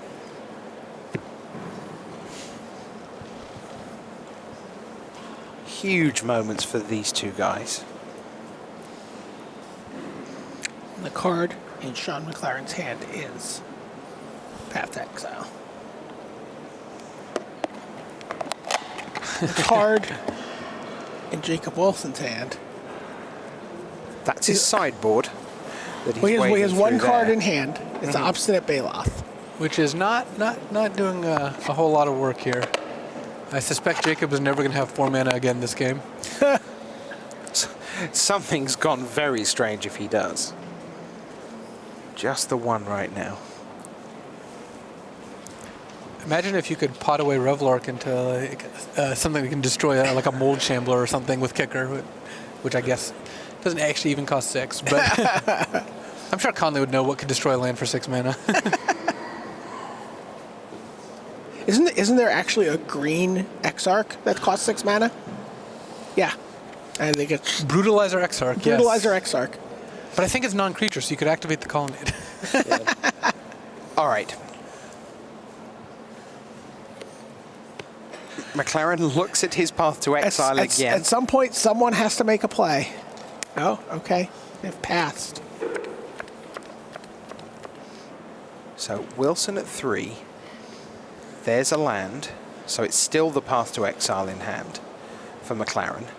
I mean, McLaren could get aggressive here. He could path the Lark and force Birds to chump, but by doing this, he actually... right. So he gets to kill... He still gets to kill the Lark with the nodes. Like he'll have to destroy a creature. And I think he wants to make sure he's not like comboed out by like letting Jacob untap with Pod, 2 land, and a Viscera Seer, or something like, and string together some sequence of cards. Not that Jacob even has the combo in, but McLaren does not know that.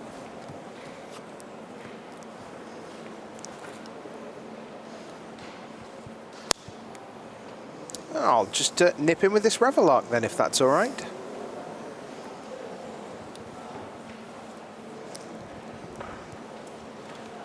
Eight. I'm at 8, says McLaren. Go. Pass. It's like he has to use Porphyry nodes. He does, though. Unless Jacob can get out 2 flyers here, which seems unlikely given he's just got the birds, it's going to be tough for him to not die to the Celestial Colonnade. Well, he can't necessarily put Shaun on having a path to exile. Yeah, and the attack's actually forced since Porphyry Nodes is going to eat the Revlock no matter what. So Jacob is dead. He does not have a way to really avoid that, despite trying to come back off 1 land, or no land rather. On the stack. On the stack. Wait, what is happening here? With Porphyry Nodes on the stack, he's activating Celestial Colonnade. Okay, so he's making sure Porphyry Node stays around, because if there's no creatures in play, it does die. Revelark bites the dust. Alright, Revelark's ability targets. Oh, interesting. Very interesting play. I suspect he's made that play before. I mean, Right. So if there's a window, even for a second, it's not like at the end of the turn. If even for a second there are no creatures in play, you sacrifice the nodes. Yep. And even though McLaren is going to win this turn, you might as well do this. He's going to do this anyway. This gives him just additional little bit of value.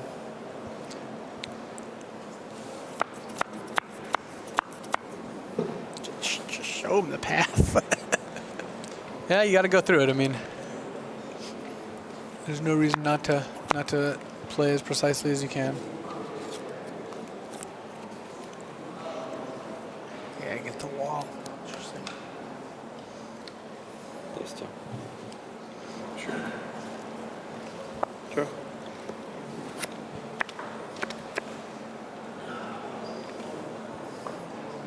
Attack before blocks. What a tease. Oh, there we go. All right. Good grief. We go the distance. Shaun McLaren forces game 5. He's got neat hair. Ajani Vengeance hasn't, but they teamed up beautifully to take game 4. And that means we have 1 more to go. That was an amazing game. It was scary for a moment there. For Shaun, where he's like, wait a minute, did I just blow up all his lands and then almost lose this game? I mean, it was closer than it looked if you looked at the land counts. I mean, Birthing Pod is that powerful of a card. So I think what we ought to do is just re-examine sideboards over the next few minutes and just see how things are going to be set. Let's look at some of the key cards that are going to be coming into play and possibly winning someone $40,000 US. I mean, this is the ultimate. This is the one game where the loser stays with their $20,000 and then all the way up to $40,000 US for the winner. So Wilson came in with Scavenging Ooze, Sin Collector, Entomber Exarch, 2 Path to Exile, 2 Slaughter Pact, the 4 Thoughtseize, and then Obstinate Baloth, Harmonic Slither, Kataki, and Voice of Resurgence. So, Louis, set the stage again for us. What Jacob Wilson has going on with his sideboard. He's mostly got a bunch of cards against basically any combo or control deck in Thoughtseize, and a bunch of removal for Splinter Twin, which he used successfully earlier in this top 8. But in this particular matchup, he's just boarding into more Thoughtseizes and boarding out his bad one-of targets for good one-of targets. BDM, on the other side, we have Shaun McLaren.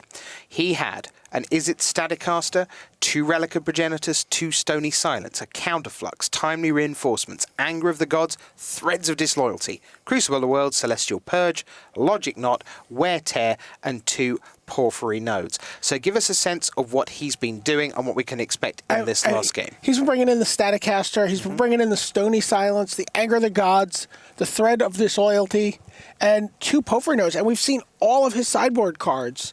Every single sideboard card he's brought in, we've seen it have an impact on the game. Yeah, definitely. And so I don't really see much of a reason for him to change unless he thinks Jacob is going to somehow side out of birthing pod to strand. Yeah. No, there's no way that's going to happen. It's just too powerful of a card.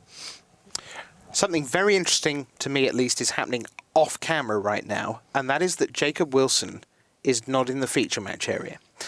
When I watched John Finkel play Mario Pascoli in the final of Pro Tour Kuala Lumpur in 2008, it was John who 2-1 up in the best 3 out of 5, left the table, and Mario did his absolute best to refocus. He'd lost a tough game 3 if memory serves, and he took his glasses off and he sat there and he just put his head in his hands and tried to leave it all behind and not worry about the 2.5 days that had already gone. And Jacob Wilson has just removed himself from the cauldron, from the silence, from the spotlight, from staring across at Shaun McLaren, who will not go away, and gets to come back and go, right then, one game of Magic, let's play. And I think that's a very smart move. It may, of course, be a necessary move too, but I do think it's a very smart move. He's just coming back now. But I really think that's smart, because the longer these days go in the top 8, the more you can get this tunnel vision of where you are. And, ultimately, turn 1 is the same as every other turn 1 you've ever played. It's the other stuff that makes it hard. Sure, and sometimes you're sitting in a chair, your bottom starts to hurt, the back of your legs are cutting into the, I don't know, I'm not drawing any of this from any personal experience whatsoever, but you know what I'm saying? Like you're sitting in the chair, and it's your body's like bent into a shape. I mean, you guys, your team actually has had someone come to you to tournaments to talk about like the physiology of playing in a tournament, right?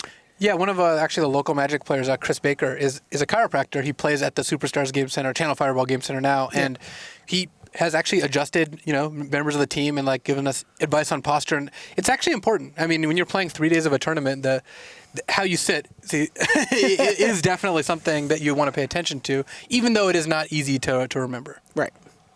And so getting up and walking around and stretching his legs and getting the circulation going in his body, that has a physical effect, not just a mental effect.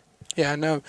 I would imagine that the finals of the Pro Tour is the highest stakes match you can play in Magic, because not only is the prize differential $20,000, the winner of the Pro Tour is guaranteed platinum for this season and the next. Yes. Invited to Worlds, and has a pretty good shot of being on their national team, for the World Magic Cup. So, yeah, I don't think you can find a higher stakes match of Magic.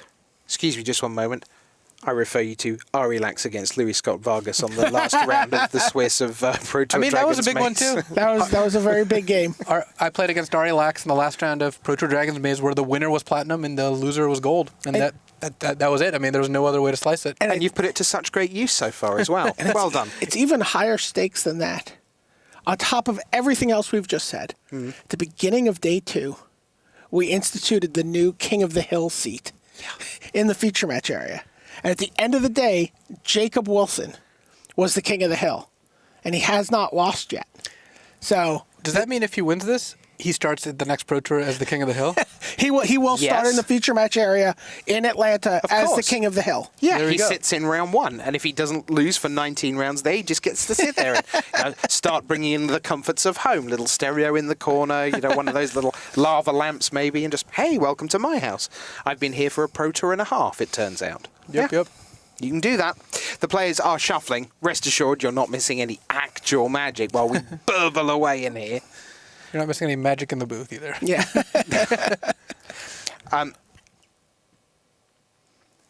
How many teams would have Shaun McLaren in a heartbeat now for Atlanta? I mean, I don't know exactly what his preparation was before this, but making it to the finals of the Pro Tour, perhaps winning the Pro Tour, definitely says something. Yeah. That's kind of interesting to see what kind of there was definitely bigger movement to people onto teams and to, making their teams known. Now, do we have an even more active hot stove season in between Pro Tours as some of the bigger teams look for the really outstanding, to cherry pick some of the outstanding talent who, they say, oh, that's pretty good. You did pretty well with those guys, but, we can make you stronger. I mean, there being more teams makes it more likely people move between them because when there's one team, well, there's not very many good ways to move. It's only moving in the wrong direction. If there's 5 teams or 10 teams, then there's opportunities to kind of like move back and forth. I don't think we're anywhere close to signing bonuses with free agency and that sort of thing. But I mean, when you're deciding, if you're in a position to be able to decide which team you want to play on, which let's say a lot of Hall of Famers are, when like someone like Kenji or Bob Marr or Kai comes back to Magic and says, Kai's been back for a while now, but like when they say, hey, I want to play, there's not very many teams who say, no, you can't play with us. Yes, of course. So, what was it like working with Kenji? I'd like to do it again to get more of a sense of it. It was interesting, but, there is still some like barrier because, we speak different languages. Like Kenji does speak much better English than he used to, and we all speak the same amount of Japanese as we used to. Yes. So, that's more our fault than his. But it is difficult. I mean, there are some things in Magic that are very, pretty complex. But you also get a lot of value just watching them play. Like, watching just your teammates, how they play a match of Limited, how they play a game of Constructed, and just watching Kenji play is awesome. I mean, he's a very, very good player. Right. One of the teams that seems to be very well positioned for Atlanta is the RE Lax group with Conley Woods and Chris Fennell and so on, in particular because of their quite coherent and explicit plan that they elucidated on the eve of the Pro Tour of let's not have people who are falling off after one PT. Let's not be the silver bullet people. Let's be trying to terrible plan team name, for, really. Yeah, let's try and be around for a year, for 18 months. Let's plan now that we all know we're going to be in Honolulu, that we know that is the new standard in October. And one of the things that I think links into this tournament as well is when you look at a lot of the players who are successful, the preparation has been a very long way out. For people like Dickman, for people like McLaren putting the hours in on Magic Online, and perhaps more than some Pro Tours in recent times, it has been harder, I think, and I don't know, you've obviously tried to do it. I think this Pro Tour, more than many recently, have been harder to come in 4 days before, a week before, even 2 weeks before, and make a real dent. And it's the people who've been kind of in September sitting around going, this is where we're targeting, that I think a lot of those have done very well. Yeah, I think, Modern being the format it is, you were actually able to prepare for longer than before. But because the format's on Magic Online, you can actually play legitimate Modern matches for months before the Pro Tour, whereas you can't play new Standard on Magic Online without the new set. That just doesn't work. Sure. So Modern is that does the lend sound itself. of your edge returning to the room? Well, it does help. I mean, part of the advantage of having a big team is getting to play live Constructed for a couple weeks before the Pro Tour, whereas when everyone can play it, I mean, I don't have a problem with that. I think it's good that people get to play test the format, but it definitely does change what the level of preparation is. I can tell you that players are sitting down again, they're shuffling, they're also mulliganing. And when I say they, I mean Jacob Wilson. Looks to me like he is going to 6 right now. So we still have a couple of minutes. Luis, what would be, I know that you have some Spanish heritage, so it must be a slight, obviously you're very busy with just the tournament, which is in one building. But what will you take away from this trip to Spain? Valencia is an awesome city, and I'm actually glad we got to experience it without it being flooded. Since, this venue is one of the most amazing venues you can ever play in. It really is stunning. It is surrounded by water, though. It's in a dry riverbed, which wasn't dry last time we were here. So it's a dry riverbed if you actually look at the official papers. So, if you go up and down this whole park area, there's a ton of awesome sculptures, Gulliver's Travels, where he's getting tied down by the Lilliputans. There's a giant life-size Gulliver which is 20 feet tall and 60 feet long, and all this very, very cool stuff that we were able to see because we had about a week here.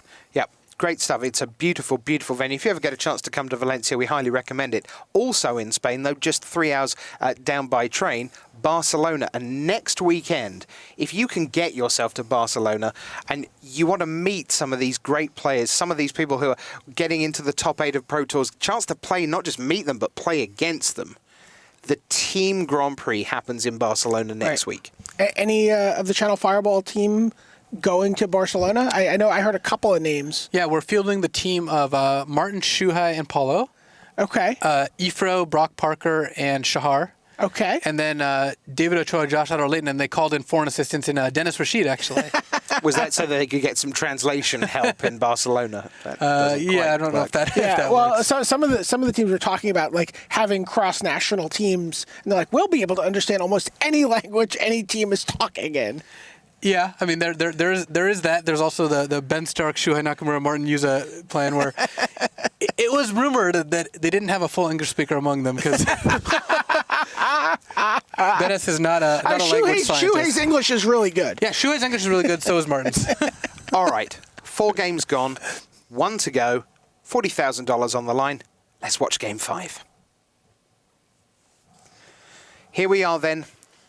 Everything comes down to this. On the left-hand side of your screen is Jacob Wilson, 18 years old, in his first Pro Tour top 8. He is getting ready to go here in Game 5 with a Turn 1 Birds of Paradise against Shaun McLaren, also of Canada, looking to claim his first Pro Tour title in his first Pro Tour top 8. One of them walks away with the trophy at the end of this game. Brian David Marshall set it up for us one last time.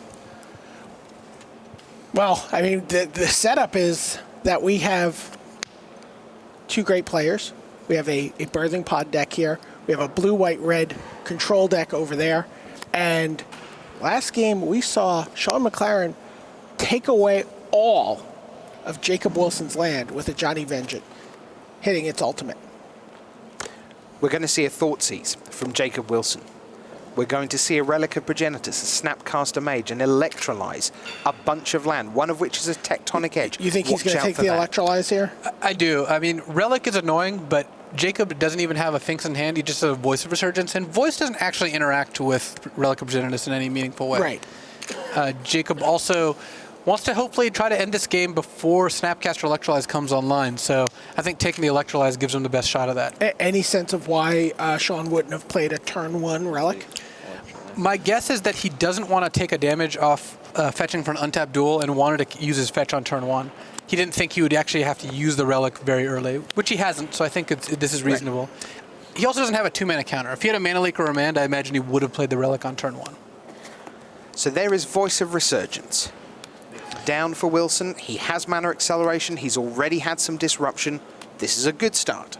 Yeah, this is an ideal start, especially after a mulligan to 6. If Jacob draws Birthing Pod off the top here, then I think he's in really, really good shape. If he doesn't, a lone Voice is not going to be enough to pressure Jacob. Right. Well, I mean, and he does not have any follow play. You look, his hand is just a couple of lands at this point. Yeah, I mean, Birthing Pod is potentially all that's standing between him and a Pro Tour title here, but you know, Shaun McLaren still has a lot of draws to beat that, even if Jacob does get there. Right.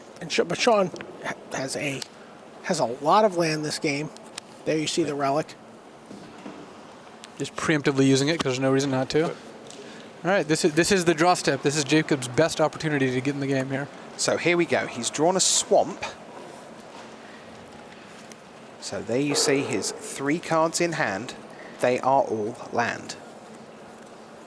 So really only has 2 potential plays. It's like whether he uses the fetch or not. I mean, he's obviously just like smashing for 2. And McLaren does not have a good play next turn either. So, I mean, both players are actually looking to draw action. McLaren actually is not being able to. He's not going to be able to play anything for another couple turns, though he does have the option of just cracking the Relic if he wants. What's kind of interesting is that Shaun can't,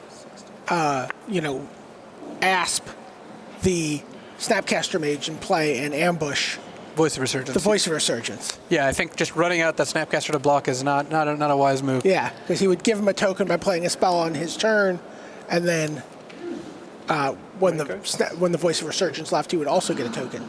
So do you think there's any consideration to just playing it main, or are you really like sitting back, you know you have enough land that you're going to be able to Snapcaster Electrolyze at some point? I think just sitting here is best. I mean, Jacob's really not attacking for much. 2 a turn is not going to kill Shaun here. If Jacob had a Gavany Township as his next land, that'd be different, but right now that doesn't seem to be happening. McLaren draws. It looks like a Path of Exile. Yeah, Path isn't bad. You can Path the Voice here if you want. I don't think that's unreasonable. Certainly don't want to like wait then Path again because of how Voice of Resurgence works, but I think that Shaun really has to decide how much pressure he feels like he's under. Right. He also has to figure Jacob doesn't or cannot have Birthing Pod in hand, so killing the Voice now before Jacob draws one could be good.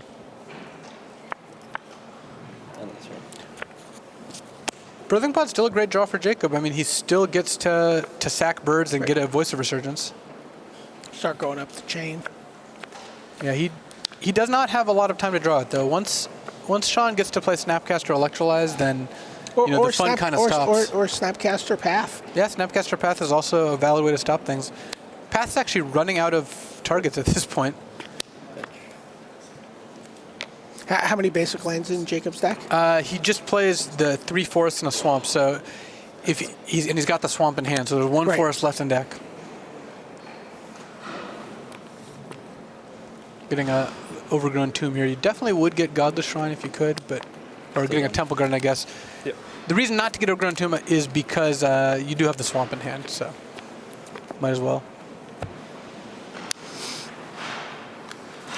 Jacob's in a tough spot here. I mean, he's sweating every draw step, knowing that he needs to draw something very soon, or he's going to have a really tough time winning this game. Well, he's drawn Obstinate Baloth, the one out of the sideboard. Hey, that's a reasonable seems draw. fine. Yeah. I mean, it's going to get pathed. I guess we know that. Jacob does not. But it's still an okay draw. You had to fight through that Snapcaster anyway, and if it does get pathed, it leaves Jacob and Shaun with even amounts of cards, with Shaun being up a little bit because of Relic.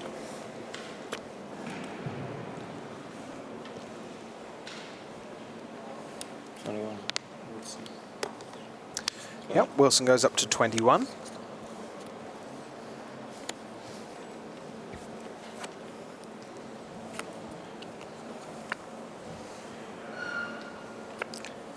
The entire hall has gone quiet. Yeah, this is anyone's game. Like, because Shaun has cards like Sphinx's Revelation in his deck, and because he's got a Relic in play, I have to give him the slight nod here, but really it's so close that either player could just draw something good and the game could completely shift. Good. Oh, boy. Jacob, this time, couldn't see that. I think it was a Harmonic Sliver, which is fine, but not... I mean, it's a spell. It's better than drawing a land, right. But it's really not what Jacob wants here. And are we going to path here? Or can you just take 4? I mean, you really want to get that Electrolyze going. And Shaun could even wait a turn and go Snapcaster, block Baloth, Electrolyze Baloth. I mean, Jacob is not pressuring him much, and you have to put Jacob on 1 or 0 spells in hand. But it is tough just to take 4. I mean, you can't do that too many times.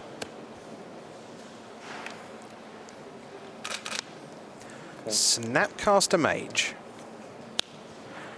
Use white. Path to exile. So Off you go. the last basic, which Shaun should know because he has the deck list. He does. Does he know even in the final game of a Pro Tour final? You still can function in that way? Yeah, I mean, again, it works differently for different people, but I imagine that both these guys are actually operating at a higher level than... Very sharply. Yeah, Right. I mean, again, if this doesn't incentivize you to get your game on, I don't know what will. Shaun's got decisions here. I mean, I think keeping Relic out while you don't have to crack it is better because it does give you this advantage over the many turns of the game. But if things start going badly, it's nice to know that you have a seal of card here. Actually, getting a basic means he is going to crack it here. He just wants to draw some Celestial Colonnades and close this game out. Cracked Relic does make your Electrolyze disappear, which could be relevant if you draw a Snapcaster. Looks like it's a risk he's willing to take.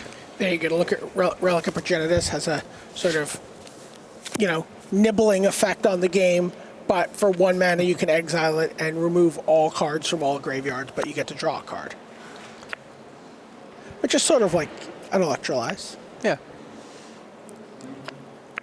Shaun's got an interesting decision here, too. Threadsing a bird isn't really great. You don't really want to do it, but it does cut off Jacob's Birthing Pod draws. Right. It makes his top decks a little worse, right? Like top decking a Birthing Pod then is just...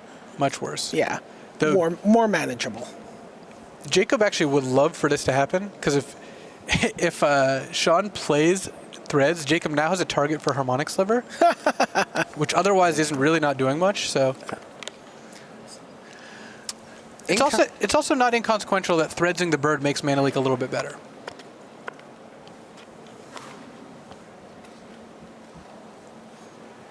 Right, he can go into land destruction plan, right? Yeah, just destroy a land. Get 4 cards.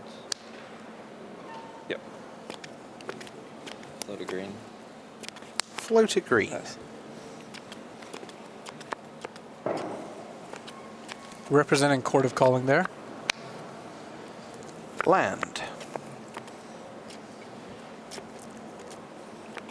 Jacob really needs to not play this Harmonic Sliver here. I mean, I don't think he's going to. I don't think he's in a hurry to. But if he plays a Harmonic Sliver without a target, then he's going to end up in trouble once Shaun casts the threads.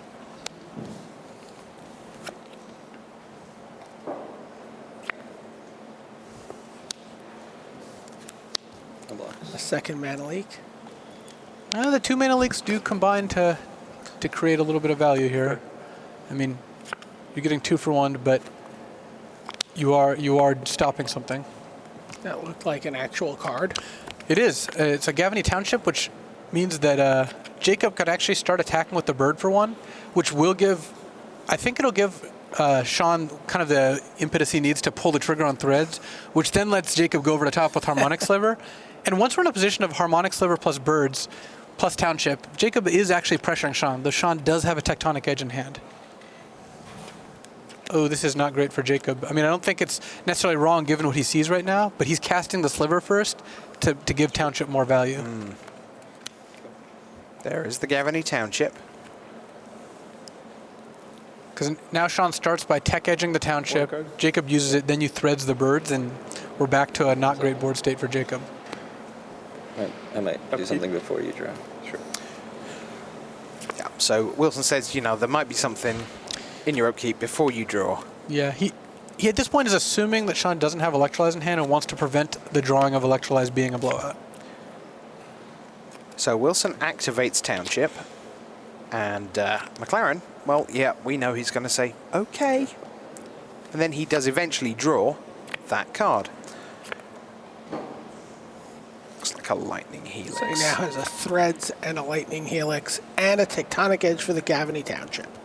Yeah, I mean, McLaren is now officially ahead in this game. Again, not by a ridiculous amount, but by enough that Jacob, you know, is once again under pressure.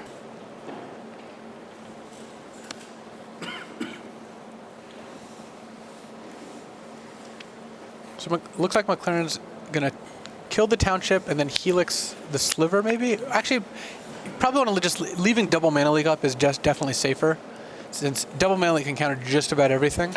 You're not in such a race that you need to get in the 2 from Snapcaster right away. You can just Helix end of turn. Yeah, and one thing that all great players display is patience, and we've seen that throughout the top 8 from all of them, really. I'm just going to have some mana. I'm going to wait to see what you do. I'm in no rush. Wilson. A pretty full hand for McLaren. Threads, Helix, leak. Yeah. The leaks are getting a little worse all the time, though. Yeah, and mainly because Jacob, keeps rattling off lands here, which does help him avoid Mana Leak, but certainly not what he would choose to draw.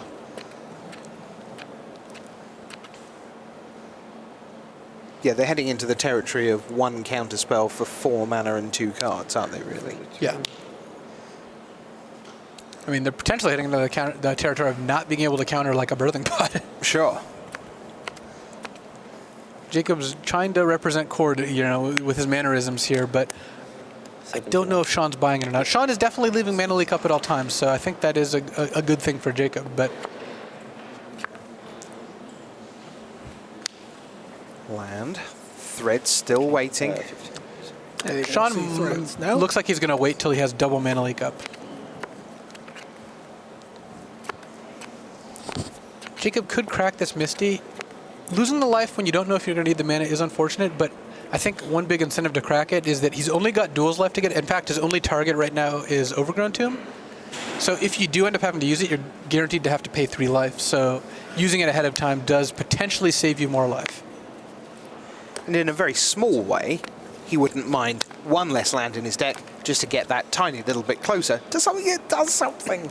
Yes, he certainly does not want to draw an Overgrown Tomb at this point. So if Jacob draws Birthing Pod this turn, he can play Pod, he can play Land, Pod, and the question is, will he pay 2 life to leave 6 mana untapped after casting Birthing Pod? Of course, he has to Will start draw by a birthing pod. Start by drawing the birthing pod. It looks like a noble hierarch. Yeah, which still not really what he wants. I mean, he's very close to just being able to break this game open, but Sure. Combat. every turn you miss, your opponent gets the first crack at the next one, and one card is such a swing here. Gets in for 2. I'm done. Off we go again into McLaren's draw step. Anger of the Gods is a card, but this sets both players back to square one, so it's not actually the end of the world. Well, no, I mean, they're only angry, Luis. Yeah. Go.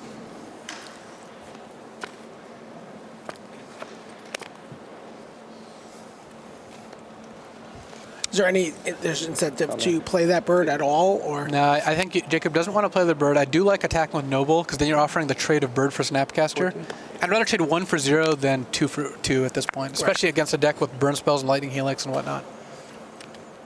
McLaren has not drawn anything that's going to finish Jacob off. He's drawn answers, but Jacob does have better threats than McLaren has answers at this point. Given how little Jacob's actually been able to do this game, he's incredibly in it.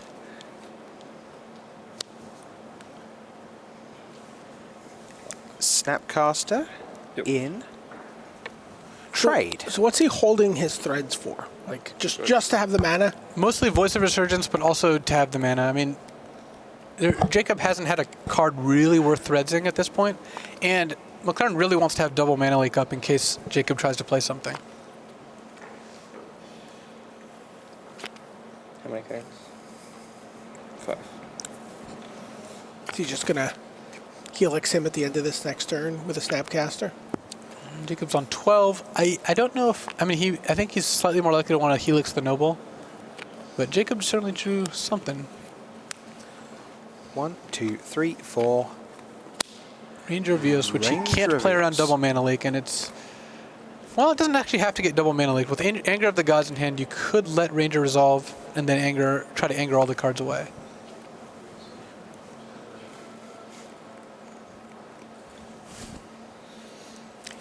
I'm curious what Jacob thinks that Shaun has, because at this point you've played a lot of turns and he hasn't done a lot, so he certainly doesn't have like a Revelation in hand, probably doesn't have Electrolyze in hand.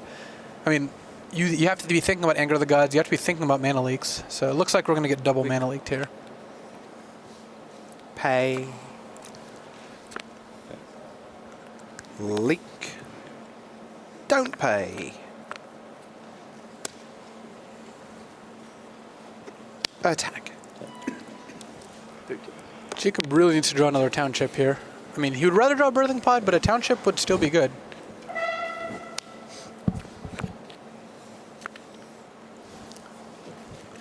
There's the finisher.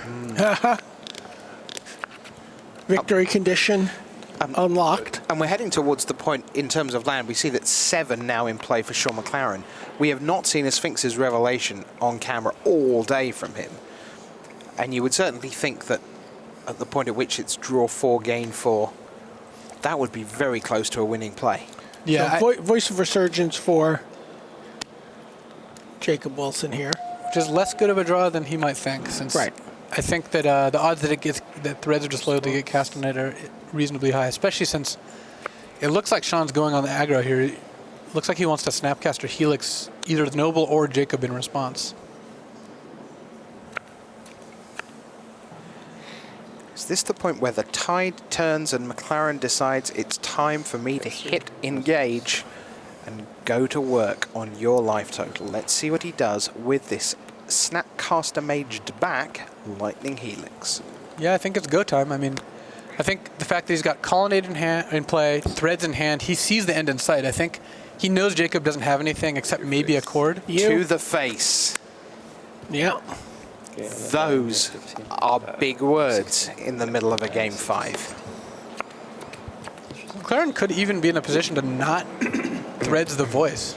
He could just smash with Colonnade instead. Right. I mean, he's not anywhere close to dying, so.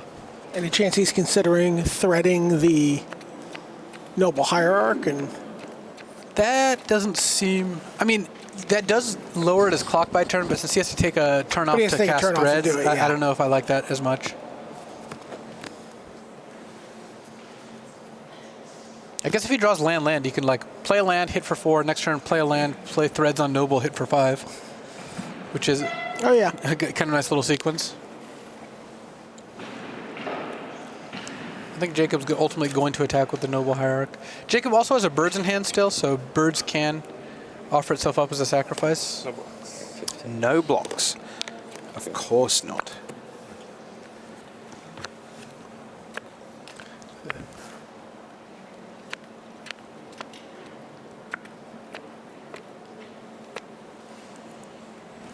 Path to Exile, just another card Jacob would have to deal with here. Yep.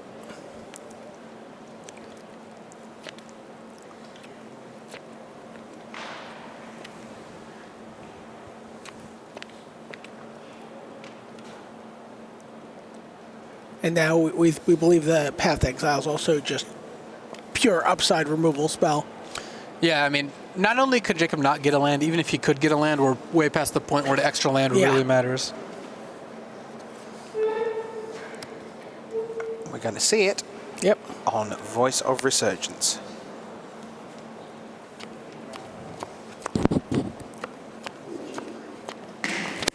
It's gone. Sorcery speed, the way the game's original creators 1, 2, intended. 3, 4, 5, and then in for 6. Wilson at 3, moments away from McLaren in pole position here in the 5th game of the final of Pro Tour Born of the Gods. Is it too early to start McLaren victory? No, I do not believe it is. Jacob did draw a Kitchen Finks, which would have been pretty awesome earlier. It still does buy him a turn against Colonnade now. Up to 5 Birds of Paradise. Buys another turn with Birds. Back we go to McLaren, closing in. A land there. Anger of the Gods and Threads of Disloyalty. Don't tell me we're going to see Threads take the final game of the final as well. One of McLaren's decent options here is to just hit with Colonnade, Birds chumps it, and then post-combat just cast Anger, because he doesn't have enough mana to do that and still attack, which wipes the board and leaves him with Colonnade versus Jacob at 5 and 1 card in hand. Confirms that Wilson is at 5. Could also just Anger and then not actually bother attacking. That actually just makes more sense. It's like the same thing. Either way, McLaren can wipe the board and then end up in a pretty commanding position. That sounds like what he's going to do. There we go. Threads could still be relevant. Jacob draws. Revel Arc is probably his best out here. Wow, if that's a Scavenging Ooze, that's actually an insane draw. I'm going to go by the murmurs that it is a Scavenging People are Ooze. very excited. The only thing is, McLaren still has the Threads of Disloyalty in hand. He always has the case Threads, because there's only one, so it has to be. There you go. Go ahead. Upkeep. Upkeep. Oh boy. Exile your Snapcaster Mage. Exile Snapcaster. Oh, he has no idea how. Jacob needs to draw That's Kosali 4. Pride Mage very quickly. Oh boy. I've got you at 6. Oh, yeah, sorry. I go to 6. You go to 14. You're still 3.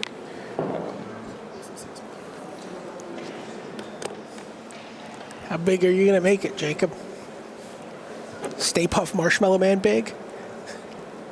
It can be max, looks like 6/6. Now he's just killing some instants. Okay, you can draw. Yeah, you can draw. Oof. Is that a cryptic? It is. Cryptic command. To go with Threads. Shaun has reached the sweet spot in his deck. He is. We dodged it for a little while, but we're deep into Cryptic territory now. And the fact that Shaun's going to get to take Ooze and have Cryptic up and then attack for, I guess, not quite lethal since, well, if Jacob grows the Ooze to gain life, he then loses that much life when the Ooze hits him, so there's not much of an edge there. So Shaun's going to have lethal out, Cryptic in hand, 2 creatures in play, versus Jacob's empty hand. No, his head was in his hands. Wilson looking, shaking his head.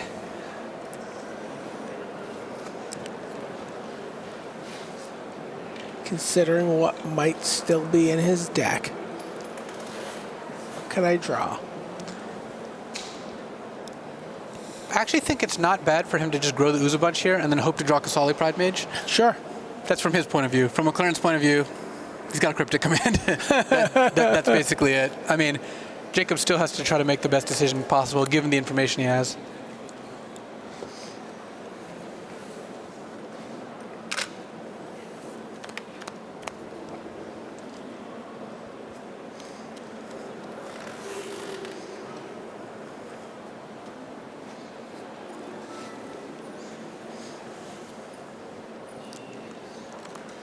Jacob's thinking what makes the most sense. Is he going to come to the same conclusion you did, Luis? I don't know. I mean, if you do make the Ooze big, you are kind of like just banking on drawing Pride Mage, almost just Pride Mage, or Cord. I mean, either way is activating Ooze, because even if you decide not to grow it, you still want to kill some of McLaren's graveyard. Jacob's graveyard is also a resource. You do have to consider that a little bit. He's got ways to interact with it, so. So if you're going to remove something, you want to remove like the 3/2, or you don't want something that you could Revel Arc back. I mean, we did read about how Ranger and Revelark were designed to not interact with each other, so. Oh, I didn't. And here I didn't think you were paying attention. Oh, here we go. So Jacob's all in on just being able to kill threads. Unfortunately for him, that is... It is not going to happen. Threads of Disloyalty. It's tough because this is such a climactic draw step for Jacob, but it's actually not as much as you would think. Passes. McLaren has Wilson at 9. He's drawn his Staticaster. Jacob technically has one out.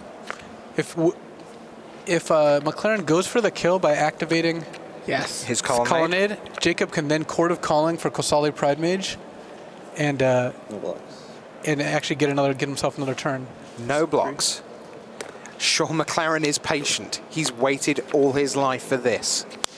He can wait another turn. Jacob Wilson draws. He's got 2 cards.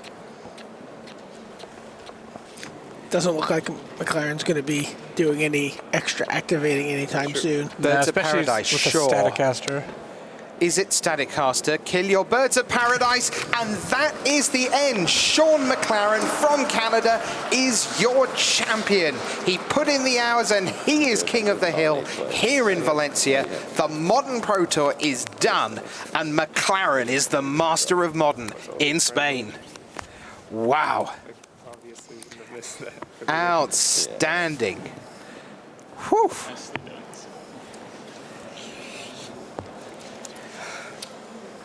Yeah, I'm just going to lean back here and relax in the glory of $40,000. Did you notice the casual kind of like, oh, and look, there was Cryptic Command there at the end, too. Yeah, you might as well run it. What's that? Might as well run it. You know, they still had all these. Wow.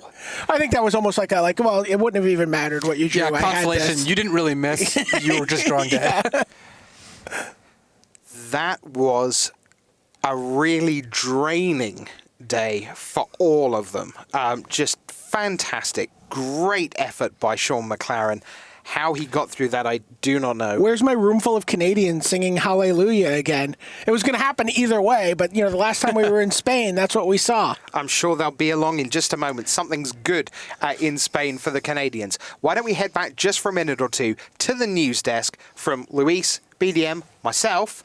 Back to the news desk. Marshall Sutcliffe.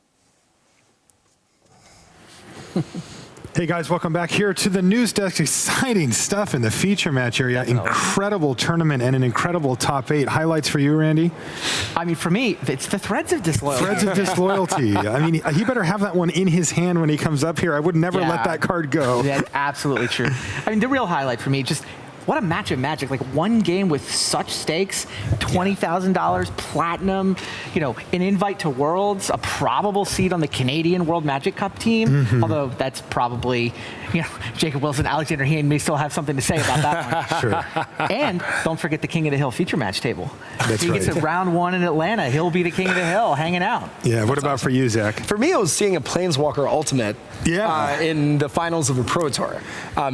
Johnny, one of the premier cards. And I mean, the thing that was crazy to me is like it wasn't just strictly correct. When we saw the big top deck of the Forest and, the Birthing Pod was able to get right back in the game. But it was just incredibly exciting Magic. Best of 5 match could have gone either way. We saw really good games. I mean, that was just one of the best finals I've seen in a long time. Oh, yeah. Tremendous stakes, tremendous play, 2 good players, 2 good decks.